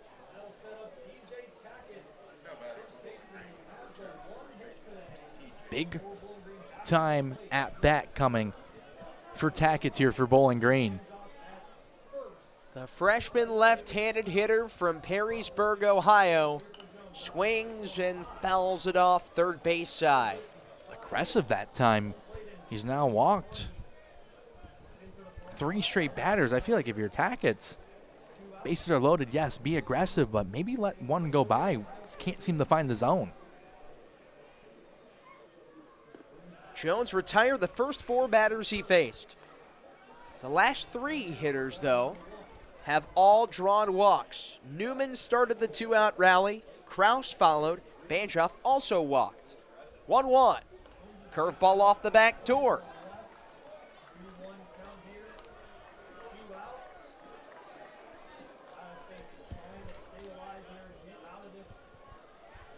Bowling Green dugout starting to jeer. Jones throws, and there's a long drive. Deep left center. Lipsey turns and watches it fly. A go-ahead grand slam for the freshman TJ Tackett. How's that for your first college long ball?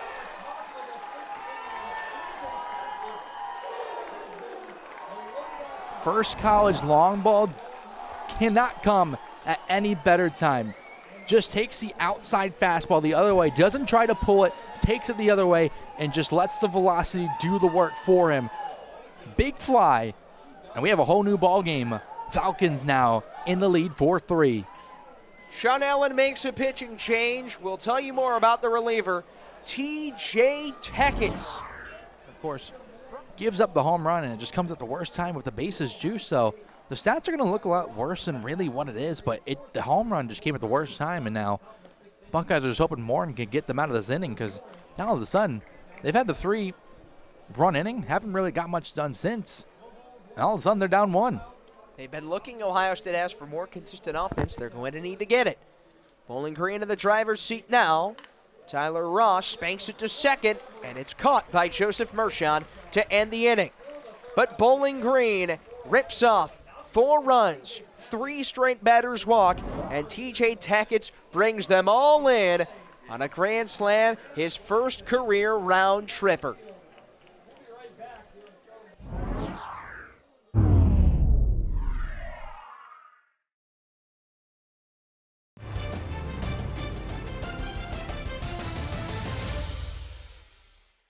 But there's always going to be that thing that creeps in there, like, hey, I got a lead now. I can't be making mistakes. It certainly can play a factor in your head. Yeah, certainly you don't want to think about it maybe, but there's always just that natural human side to it as well.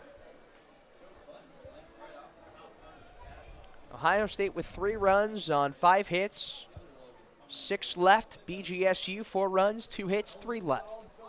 Jamarusti shows bunt, pushes it to the right of the mound. Bell gloves, throws, got him at first. That was close. Jamarushi running hard out of the box. Logan Bell called off his first baseman, and Tackett who hit the home run. And you see another look at it. Pretty close, might have been out by half a step. Somewhere in Nick Jamarusti's uniform lies an engine.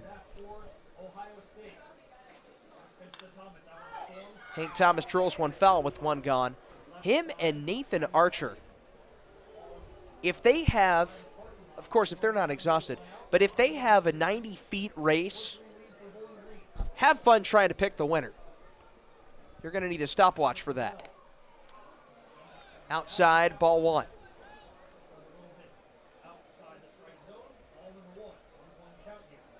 If you have them race 10 times, it could be an even 5-5 split. Certainly can. Makes me envious of the speed.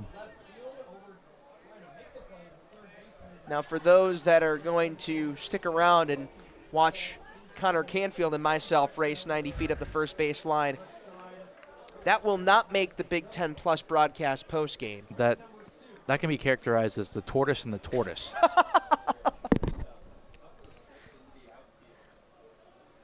I think Aesop cut that fable back in the day. There's a swing and a miss from Thomas. Logan Bell fans him for his first K of the day.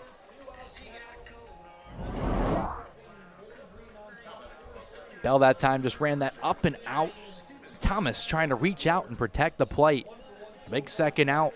Buckeyes at that 3 spot in the 3rd inning since have been blanked and in danger of being blanked here in the 6th now. 2 outs. Josh Stevenson will come to the plate. He's 1 for 1 today. Single and a walk for the former LSU Tiger, Josh Stevenson.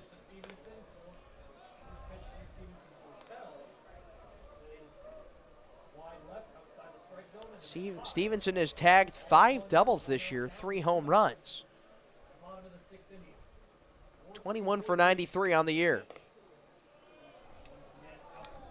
Started a fair share of games in Baton Rouge 2 years ago. Last year with a packed outfield, Jay Johnson would go to him as a pinch runner or defensive replacement. He nubs one into short left field. Out goes Seidel, and he can't make the play. Josh Stevenson's breaking for second, and he will have no throw as he slides in with a head-first plunge. And Stevenson heads up base running. You take another look at the hit. Just off the end of the bat, don't have to do too much of it. Just drops it between Seidel and Banjov in left field. And I have to see another look at this, but I'm not sure what Banjov is doing, why he's going to first. Stevenson took a big turn, but it just allows him to take the extra 90 feet that time. And that's just kind of a gaff out in left field by Banjov. Because, yes, Stevenson did take the turn, but you're not going to make that play a whole lot of the time. Stevenson's going to have the wherewithal to at least get back. And so that throw just allows him to get up. And now runner in scoring position for Ohio State. Were they maybe trying to check on Stevenson after that big turnaround first? I would assume so. I mean, I don't know what else could be the play there, trying to check him back, but that's a big throw that time because now Stevenson sitting and runner in scoring position, and it flips the lineup up to the top half. So a single for Stevenson and then an error on the throw. Trey Lipsey is ahead in the count, 2-0. He is 1 for 2, a fly out, RBI double in the third, and a walk. He doubled in Stevenson to give the Buckeyes a 1-0 lead. They then tacked on 2 more in that half inning, the bottom of the third, on a 2-run 2-bagger by Tyler Pederini. Goose eggs for the next 4 half innings until a 4 spot by BGSU to take the lead in the top half of the 6th. The grand slam by TJ Tackett's, his first college home run. Logan Bell trying to tread out of water, fires a breaking ball that was dinked off the third base dugout by Lipsey. And how about that leadership on the in between that last pitch? Tyler Ross came out there, the senior, and just kind of talked to his pitcher like, hey, now relax, you got this. Ignore that runner at second. Stuff like that happens. Just go get this last out because they only need the one last out. That's some good, excellent senior leadership there by Ross. And whatever Ross said, he's cooled down Logan Bell, who has the count even on Lipsey. Looking for RBI number 18. He's got Stevenson on second, the would-be tying run. Bell fires. Swung on and missed. A fired-up Logan Bell strikes out Lipsey and keeps the Falcons in front 4-3.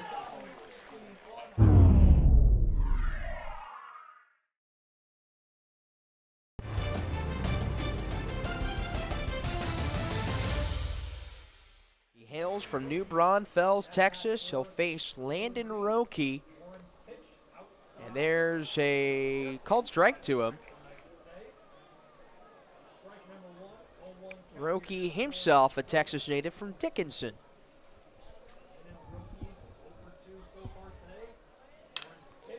Rolled through the left side and into left field. Landon Roque with his first hit of the game. Might be his first hit of the day, but he's slashed the leather. On the hot corner at third has made some nice plays. Now adds on a hit to his total, so an all-around nice day so far for Landon Roque. 2 pitches and 2 barreled baseballs for Jacob Moore. One of them a line out from Tyler Ross, the other a single for Roque. This is Jacob Moore's 3rd appearance since April 5th. Dials it in to Cooper McKenzie. He made his debut of the Nebraska series against the number 23 ranked Huskers with the bases loaded. What did he do next? He struck out the lone 2 batters he faced to get his team out of a big spot. 0-1. Bends out. And all 3 at-bats that he's faced so far, he's gotten the first pitch strike. The first pitch line out, the top half of the 6th inning, and then gets ahead of both Roque and now McKenzie here. Looking to try and regain this count, the 1-1. McKenzie, who's 0 for 2, a pop out and a fly out, watches 1 out. Moreland said the key to his success there in that bases-loaded jam against the Huskers, did not let the game get too big. The 2-1. Clips the bottom zone. You see this a lot with the way modern baseball has gone, a lot of the game has really been preached from a mental standpoint. You see a lot of these athletes kind of have mental specialists. There's a swing and a miss just to get them in a good mindset. You really have to be cool under pressure on any part of the field, but especially on the mound. You have to be locked in. You take another look at it. Little slider away and got McKenzie chasing. And Gravelin tried to the snap throw back to first, not in time, but big strikeout now for Morin. That's his 17th of the year to just 4 walks, a strike thrower. He's 2-0. And a backdoor curve drops in. Strike 1 to Nathan Archer, who's 0 for 3. Mike Bahoon is Ohio State's mental conditioning coach, joining second-year head coach Bill Mosiello's staff last year. Archer waves at strike 2. Big Hack was trying to add on to the lead that time. And Morin, a little top half fastball, just blew it right by him. Archer 30th in the country in runs scored. Trying to get on base to up that total. 0-2. Swung on and missed. Jacob Morin with K number 18 on the campaign. And there's 2 down. That time just got him to swing over the top, little off-speed pitch. Ran down and away from Archer that time, and you get Archer to go 0 for 4. I think that's a pretty good day for Ohio State. The top 3, and really top 4 of this Bowling Green order, the meat and potatoes of the starting 9, and Archer, Seidel, Newman, and Kraus, they have yet to get a hit. They have walked 4 times. Send that down to Banjoff, too. He's 0 for 1, so that top 5. Nonetheless, of course, just one swing of that. TJ Tackett's is all they needed. The big grand slam has been the difference so far. Yeah, there you go. Kraus and Banjoff were 2 of those guys to walk, as well as Newman. So 3, 4, 5 did walk and score a run.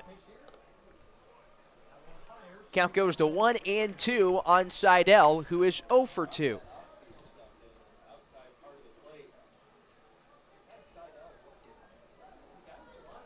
"35-game on-base streak upticked to 36 with a walk for Seidel." Morin slings it to first, not in time, to get Roki, who led off this 7th with a single. So Ohio State kind of shading the infield towards the right side, 2 on either side of the bag, but both the left side of the infield playing more towards second.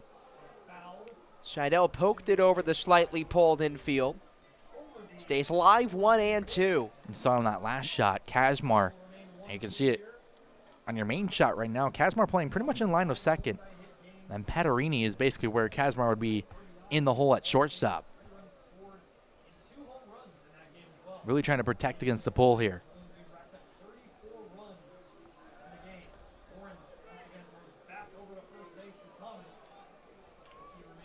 I'll tell you what Morin has. He has a very low-key pickoff move. He's had a couple of close ones there, keeping Roki honest over there. Effortless delivery, the 1-2.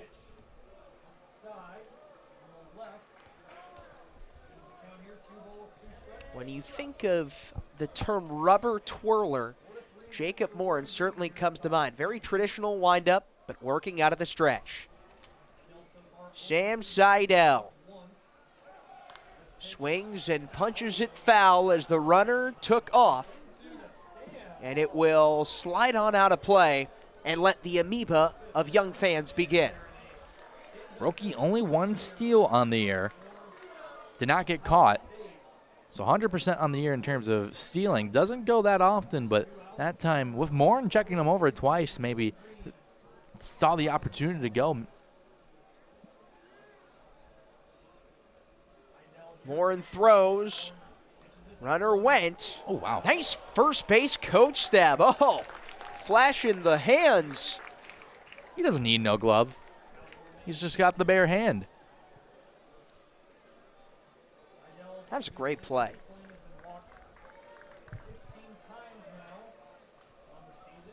Morin goes back to work, trying to keep this game at a 1-run Falcon lead. He sidearms the pickoff throw to first. Third time he's gone back to the bag. Hank Thomas keeping Landon Roque honest. We'll see if Roque goes. He's gone the last 2 times, but it's been fouled off. That's why Morin throws back and almost gets Roque, but he's in there safely. That one might have been the closest out of all 4. In there by a hair. Thomas with some really fast tags over there at first. Morin to Seidel. The 2-2. Outside, ball 3. That one was close. Looked to be just off the plate. Gravelin tried to yank it back in. Umpire wasn't buying it. Henry Kazmar was running off the field, but close but no cigar. Roque goes. It swung on and missed. Jacob Morin with an inning-ending strikeout. Still 4-3 Bowling Green. Stretch time here in Columbus. Jacob Morin shimmering his way through the 7th inning.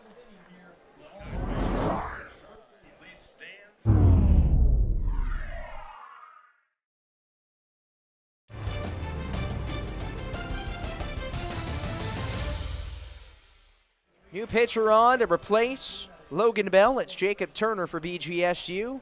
5'11 sophomore out of St. Clair, Michigan, delivers one outside to Henry Kazmar. And Connor, before we came back, we got serenaded to a treat from Brody the Bagpiper, the 7th inning stretch. Take me out to the ballgame on the bagpipes. I thought I've seen it all in this world on the baseball field. I clearly haven't. I never would have expected a bagpipist playing Take Me Out with a ball game, but it was once in a lifetime experience. 10 out of 10 would recommend. 3-0 to Kazmar in there, called strike 1. Connor, it was interesting because I'm glad that there was a bagpiper for the 7th inning stretch, because walking up to the press box, I saw a guy wearing a kilt, sweatshirt over a kilt, wondering, that's interesting. But came to find that he was performing. Fly ball foul, count remains full. Did you ever think that you could hear a bagpiper play Take Me Out to the ball game? No, I never would have thought that. But you learn something new every day. Just prove, Connor, that everything sounds better with bagpipes. It does. I mean, I had the experience. I called Notre Dame versus Ohio State lacrosse. Notre Dame always runs out with a bagpiper. That was such a cool experience. Even on the road. Yeah. 3-2. Swung on and missed. Bowling Green continues to pump the heat. 5th strikeout for Falcons pitching. And Turner did a good job, fell behind 3-0 in the count, was able to work back and get back out in front of Henry Kazmar, get the big strikeout. So Turner off to a good start here in this one. Making his 11th appearance on the year, 1-2 record, 6.97 ERA in 10 innings. And a third pitch, he struck out 12 with 5 walks, good for 10.69 strikeouts per 9.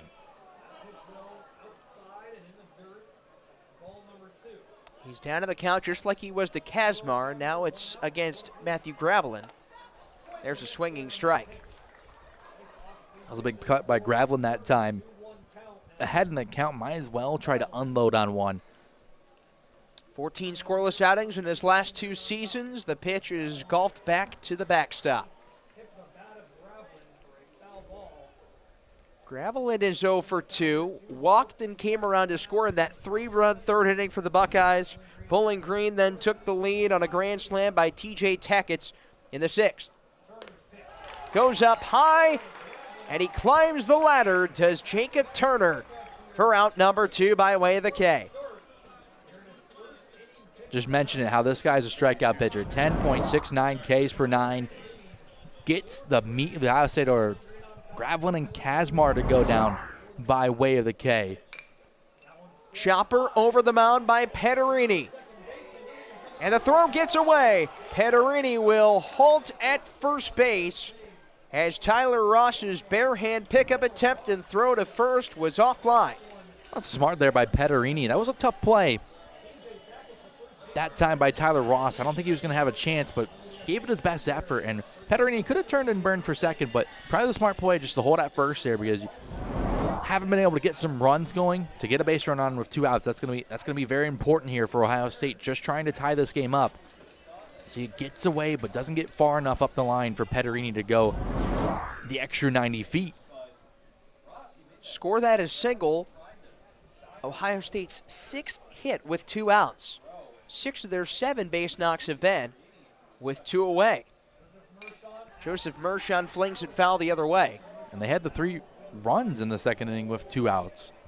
And just nothing going since, so need to get back into that 2-out hitting if you're Ohio State. Well, this game certainly has one of those feelings where you can really manipulate some things in a game. This is one of those ball games that is so close where managerial decisions can really go a long way. It certainly can. That's a good snag right there by McKenzie behind the plate. It was a fastball that kind of got away from Turner. Did a good job to go snag it and prevent it from getting past. Mershon, who singled his last time up, is up in the count, 2-1.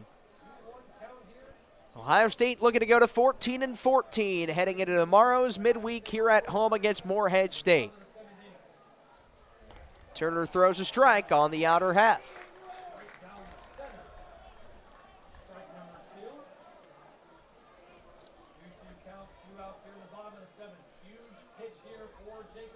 Two balls, 2 strikes, 2 outs. The deuces are wild. The game on the line. The pitch on the way. And there's a bloop shot to short. Gloved by Seidel.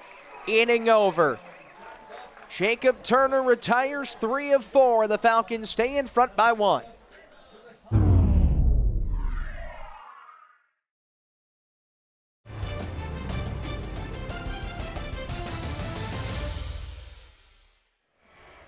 And DJ Newman grips the bat, takes a strike.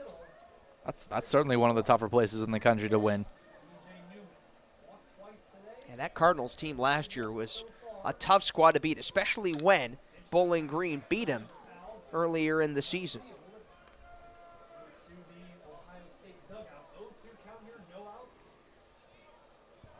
Brown has pitched 24 2/3 innings as a freshman. The 0-2, way outside. He comes from a sports family, does Zach Brown. Brother Dylan played baseball at Cal State Fullerton,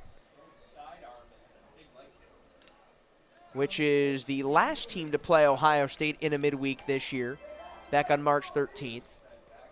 Zach's other brother, Tommy, is an O-lineman at Colorado, formerly at Deion Sanders' Aflac co-star, Nick Saban at Alabama. Of course, Saban retired Kalen DeBoer in.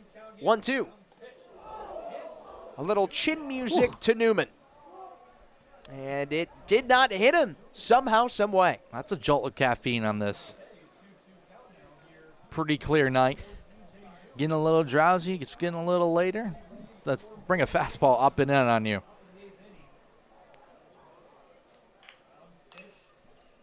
Shoots it foul, does DJ Newman, who is 0 for 1. Archer, Seidel, Newman, Krause, batters 1 through 4 have yet to reach base hitting safely, but they all have walked, except Archer, who's 0 for 4. Newman takes outside, count goes full.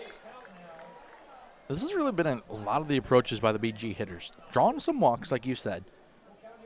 And they fall behind a lot of the time, but they do a good job of just working that count back up, really forcing the Ohio State pitchers to work up that pitch count, and it works out right there. And there's the first hit in BG's top half of the order, DJ Newman. Just didn't have to do too much. Fastball right down the middle, just bounces it back up the middle. Brown not able to get the glove to it. And that keeps the train rolling. I'll bring up Krause here for the Falcons with no one gone. Jack Krause at the dish. His on-base streak is stretched to 17. Pitch to him. Climbs underneath him. That's the third time now that Brown has felt like he's lost the handle almost with that fastball, yanking it into the left-hander's batter's box. Gravelin's doing a good job of behind the dish of keeping that from going past, but now if a lefty in there, that could certainly be a hit batter as well at some point. Newman goes, pitches out. Gravelin's one-hop throw offline and a stolen base for DJ Newman. It's a big steal for Bowling Green, puts a runner in scoring position here of no one down. Gravelin might have had a chance had that throw been on line, but just bounced it and yanked it left side. Kazmar didn't really have a chance to come back and make the tag, so a big stolen base for Bowling Green. Chance to do some damage here. Open base, Newman is 6 for 7 on bags. Jack Krause awaits. Sends it the other way and foul. How important is that stolen base with nobody out for Bowling Green? That's huge because it takes away the double play. That force is not a thing at second anymore. And like I said, it gets that runner in scoring position of no one down. You can use an out here just to move that runner over, and the sac fly would still be in play on the next out. So very good chance now to get this runner around. Now you're not going to bunt with 3-1, but a little grounder to the right side. That's all it's going to take to get that runner over, and especially if you get a single in a decent spot in the outfield, he's going to come home from second. The 3-1. Crossed up Gravelin, and there's a ball 4 and a walk to Krause. And the man of the hour is Leighton Banjoff, the left fielder. Ohio State now getting some activity going in the pen after Brown lets the first 2 on. This is not what you want to see. If you're Ohio State, you're within 1 run here and put the first 2 runners on here with no one away. And a mound visit for Sean Allen. Some stretching and throwing out in the left field arm barn.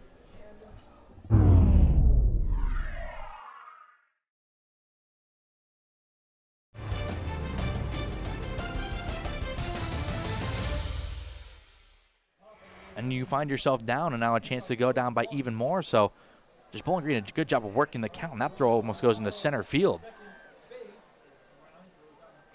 Brown's pivot toss almost slid under the glove of Kazmar. Kazmar almost got his knee taken out from under him, too, on the slide. The bases remain with runners on first and second. Corners creeping in. A double steal is on. Gravelin can't get the throw out, and a double steal executed by Bowling Green, who has runners on second and third and nobody out. That's just the old show bunt and steal. And Gravelin had a chance at the runner at third. That's Newman, but just wasn't able to get a handle of the throw. Double clutch, and that's all it took. And now Bowling Green, runners on second and third, no one down. There's a strike to Leighton Banjoff.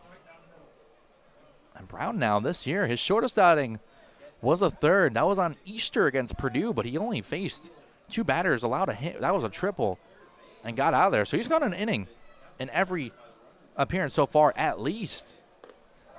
Tails away on the backdoor breaker. Could be in danger of maybe being run out this game if he starts to get hit on here. In some danger, he's got a lot of trouble to work himself out of. Bowling Green looking to add on to their 1-run lead. 2-1. Chopper, Kazmar, leaping, grab, throw to first, 1 gone. That is what you needed if you're Ohio State. Get that first out, and it doesn't result in a run. Kazmar showing off the leaping ability. That one's just banged off the ground. That's where the turf comes into play. Kazmar, full extension there, and does what you're supposed to. Look that runner back at third. Now Connor Tackett is the one who gave the Falcons the lead with 1 swing of the bat. Do you consider intentionally walking him? That's what they're going to do. Yeah. Not only does you get that hot batter out of there with 2 hits and 4 RBIs on that grand slam, you set up the double play here with 1 down. So I think regardless of the batter, that's the play. But, of course, you got the man that hit the grand slam. Probably one of the better people to walk in this game. Falcons looking to hit a grand slam for the second time today. Zach Brown, a double play ball. could get him out of a jam that began with runners on second and third and nobody out. Tyler Ross fends it foul. Boy, what a boost that could be for the freshman Zach Brown, who averages 8.5 batters faced per 11 appearances.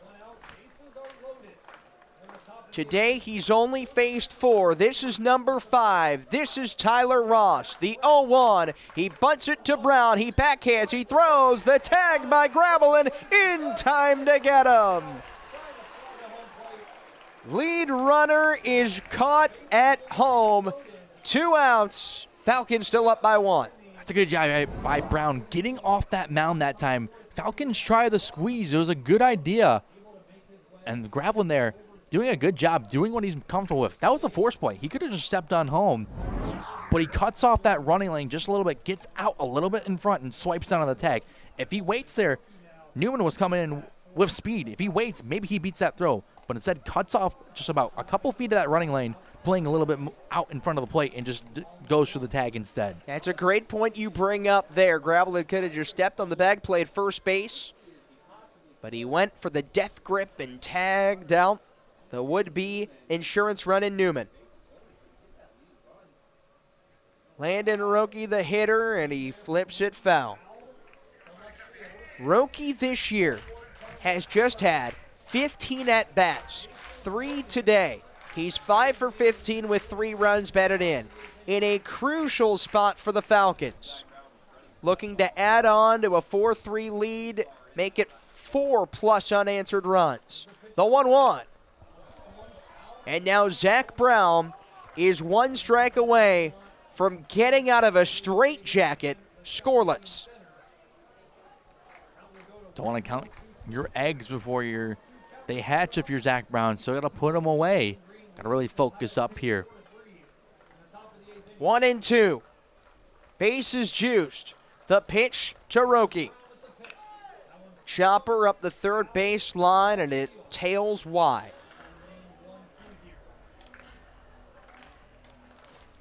This will be the 24th pitch of the inning for Zach Brown. Really working it up. But if he can get out of this, all those pitches are going to feel oh so sweet. He allowed a single, a walk, a steal, and a double steal. Got a chopper to short, an intentional walk, and a fielder's choice. The 1-2, 2-out delivery to Landon Roque. Fly ball, right field, near the line. Oakley's there. He is Houdini. Zach Brown, the freshman, with runners on second and third and nobody out, exits the 7th inning, the 8th inning, scoreless. 4-3 Bowling Green. Ohio State coming up next on Big Ten Plus.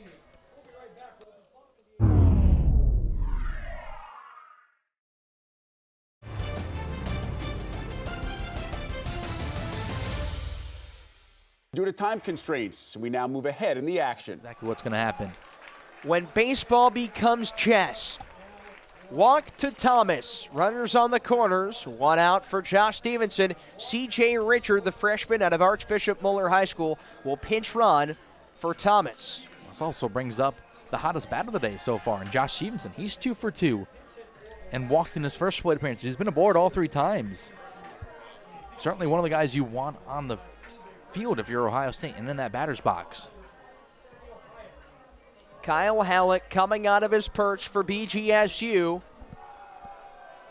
It's kind of a, hey, prove me right here. Show me why I made the right decision in keeping you out there. This game gets tied, you have to imagine he gets yanked. Stevenson, the former LSU Tiger, a chance to tie the game. Strike 1. Stevenson is 2 for 2, a walk, a single, and another single. Reached second on a throwing error from the left fielder, Leighton Banjoff.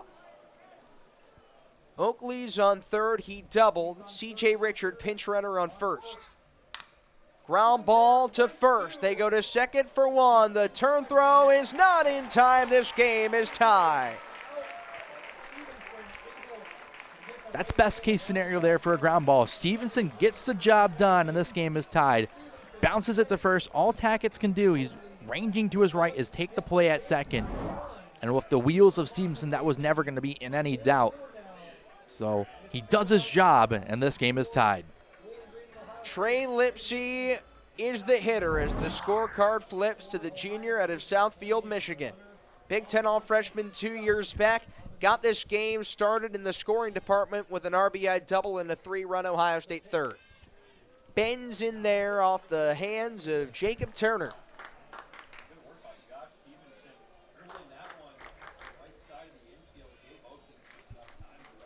And if you're Turner, not the worst result either.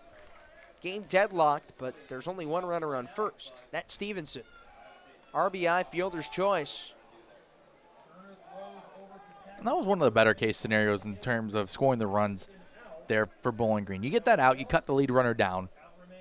You trade that run in. There's no play at the plate. So just get the lead runner. It's about as good as you can hope for in the situation where that run came home and scored.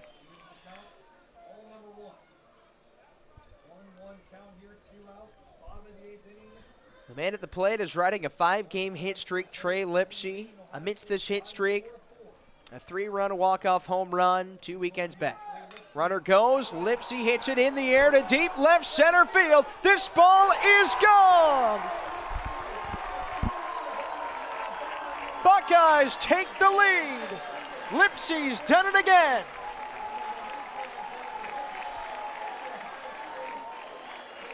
Wow. Just takes it the other way. We saw that with Tackett. He went the other way for his grand slam. Lipsey that time gets a two-seamer on the outside and crushes it. Runner was in motion, and that thing just flew out of here. And the Buckeyes, another 3 spot, and it comes at the best possible time. Now taking the lead going into this 8th inning and potentially into the 9th. The people around Columbus call him Big Play Trey, and with one swing of the bat gives the Buckeyes a 6-4 lead. A hot shot eats up the second baseman Ross. Henry Kazmar will put on the brakes at first. Back-to-back base knocks, a 3-run Ohio State bottom of the 8th, and it continues for Matthew Gravelin. That's a tough play there for Tyler Ross at second base. That's just a hot shot right back at him. And was caught in between steps. Didn't know whether he should come in or whether he should go play that on a hop. Instead, kind of just lunges to his right, and it gets under his glove. And Kazmar with a very smart play. Hold while you have all this momentum. Don't run yourself into the 3rd out of the inning and continue the Buckeye line. Turner delivers low. Gravelin is up 1-0. He's 0 for 3. And Tyler, I'm surprised here that Bowling Green not coming out to take out Turner here after he's given up the 3 spot. They have the person going in the pen, and you had head coach Kyle Hallett come out and talk to his pitcher.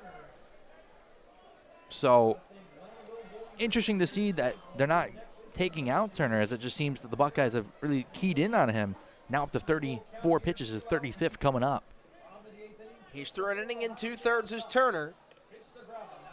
High and wide. It's a great point you bring up, Connor, because right before Lipsey was at the plate, right before Stevenson was at the plate, Halleck went to talk to him. That is Turner, who throws. Strike 1 on 3-0.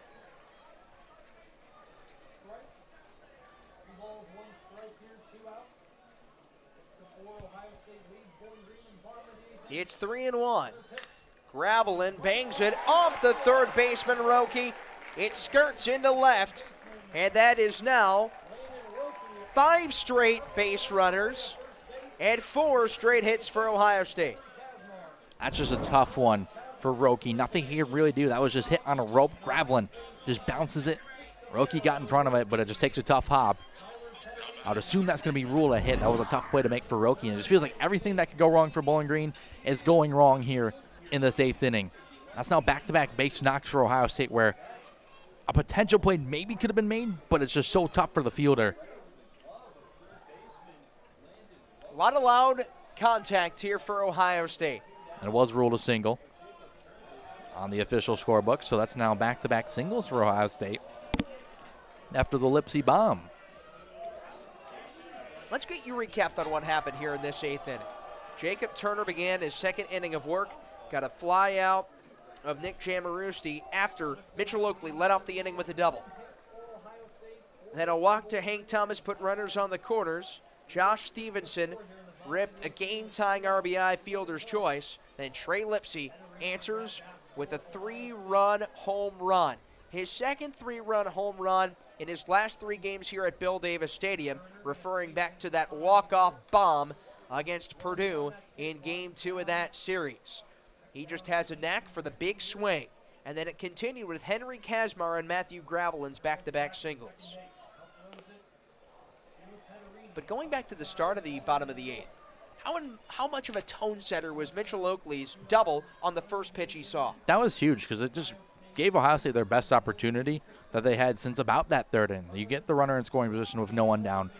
A lot you can do in that time frame. You can walk him over. You can bunt him over just to get that runner to 3rd. So that was just such a huge tone setter for Ohio State. Really just got that momentum started in the 8th, and they just kept it rolling and ends up putting it on another 3 spot here in this inning. Tyler Petterini, 2 for 4, shoots it foul, wide of first.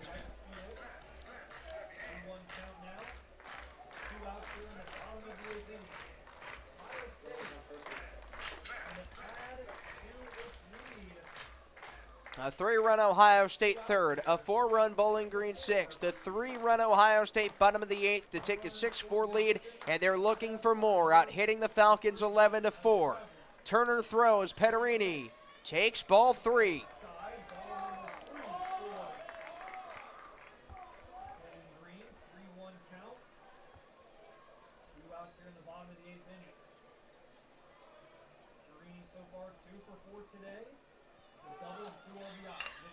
On the ground to second.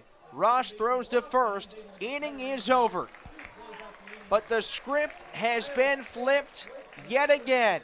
Trey Lipsey's 3-run blast over the left center field fence has aided the Buckeyes to a 6-4 lead.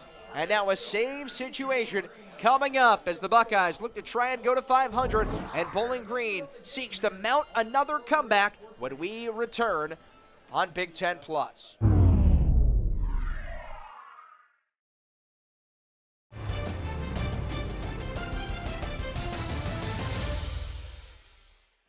But for Justin Eckhart, he is a pitcher that his head coach Bill Mosiello has referred to as low pulse. And he will face Garrett Wright, the pinch hitter. And the first pitch from Eckhart is a chopper, snagged by Petterini, guns it to first. The newly inserted first baseman Hunter Rawson catches for out number 1. A high-pointed play and a 5-3 putout for Petterini. That goes down as 5-3 on the scorebook, but that's anything but a routine 5-3 play. That one was launched to the stratosphere that time. But Petterini stuck with it. A nice strike across to Rawson and 1 down for Ohio State. Eckhart appearing in back-to-back games, throws a high outside strike to Nathan Archer, who is 0 for 4. That doesn't happen often. Top 3 in the Mid-American Conference in batting average. And that is why he rolls it between first and second and has his first base knock of the game. Doesn't get much perfectly placed in that. Just rolls it through the hole between second and first and gets the tying run coming up to the plate now. Bowling Green looking to thwart an answer. Sam Seidel represents the tying run. Nathan Archer, 34 career stolen bases on first. Roller to second. Mershon bobbles, falls, and has no play. That's going to be a tough play for Mershon to begin with, and then just the bobble did not help.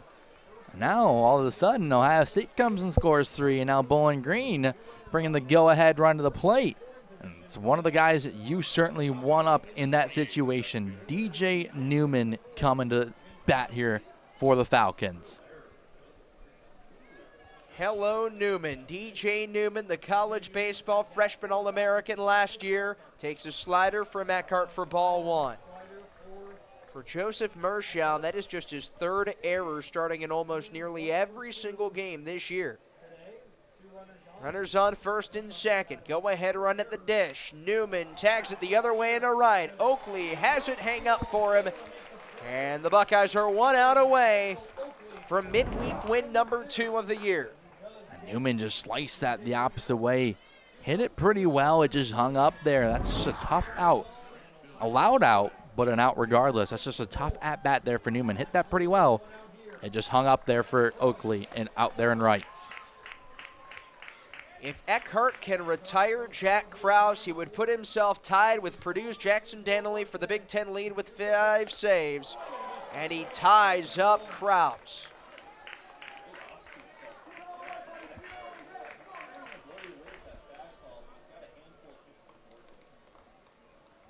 Runners on first and second. Tying run on first. Go ahead at the plate and Krause.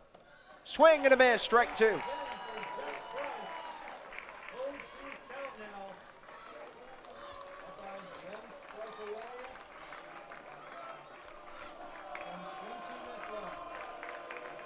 Eckhart's ready. Here it comes. Popped foul.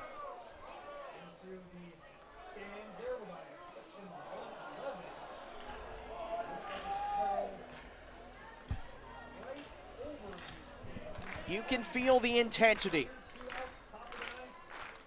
Eckhart to Krause, who is 0 for 2. 1 strike away from win 14. The Buckeye closer deals. Swing and a miss. He struck him out. Once down to their final 5 outs, the Buckeyes rally for 3 runs in the bottom of the 8th and leave the go-ahead run at the plate to win game number 14 against the Bowling Green State University Falcons.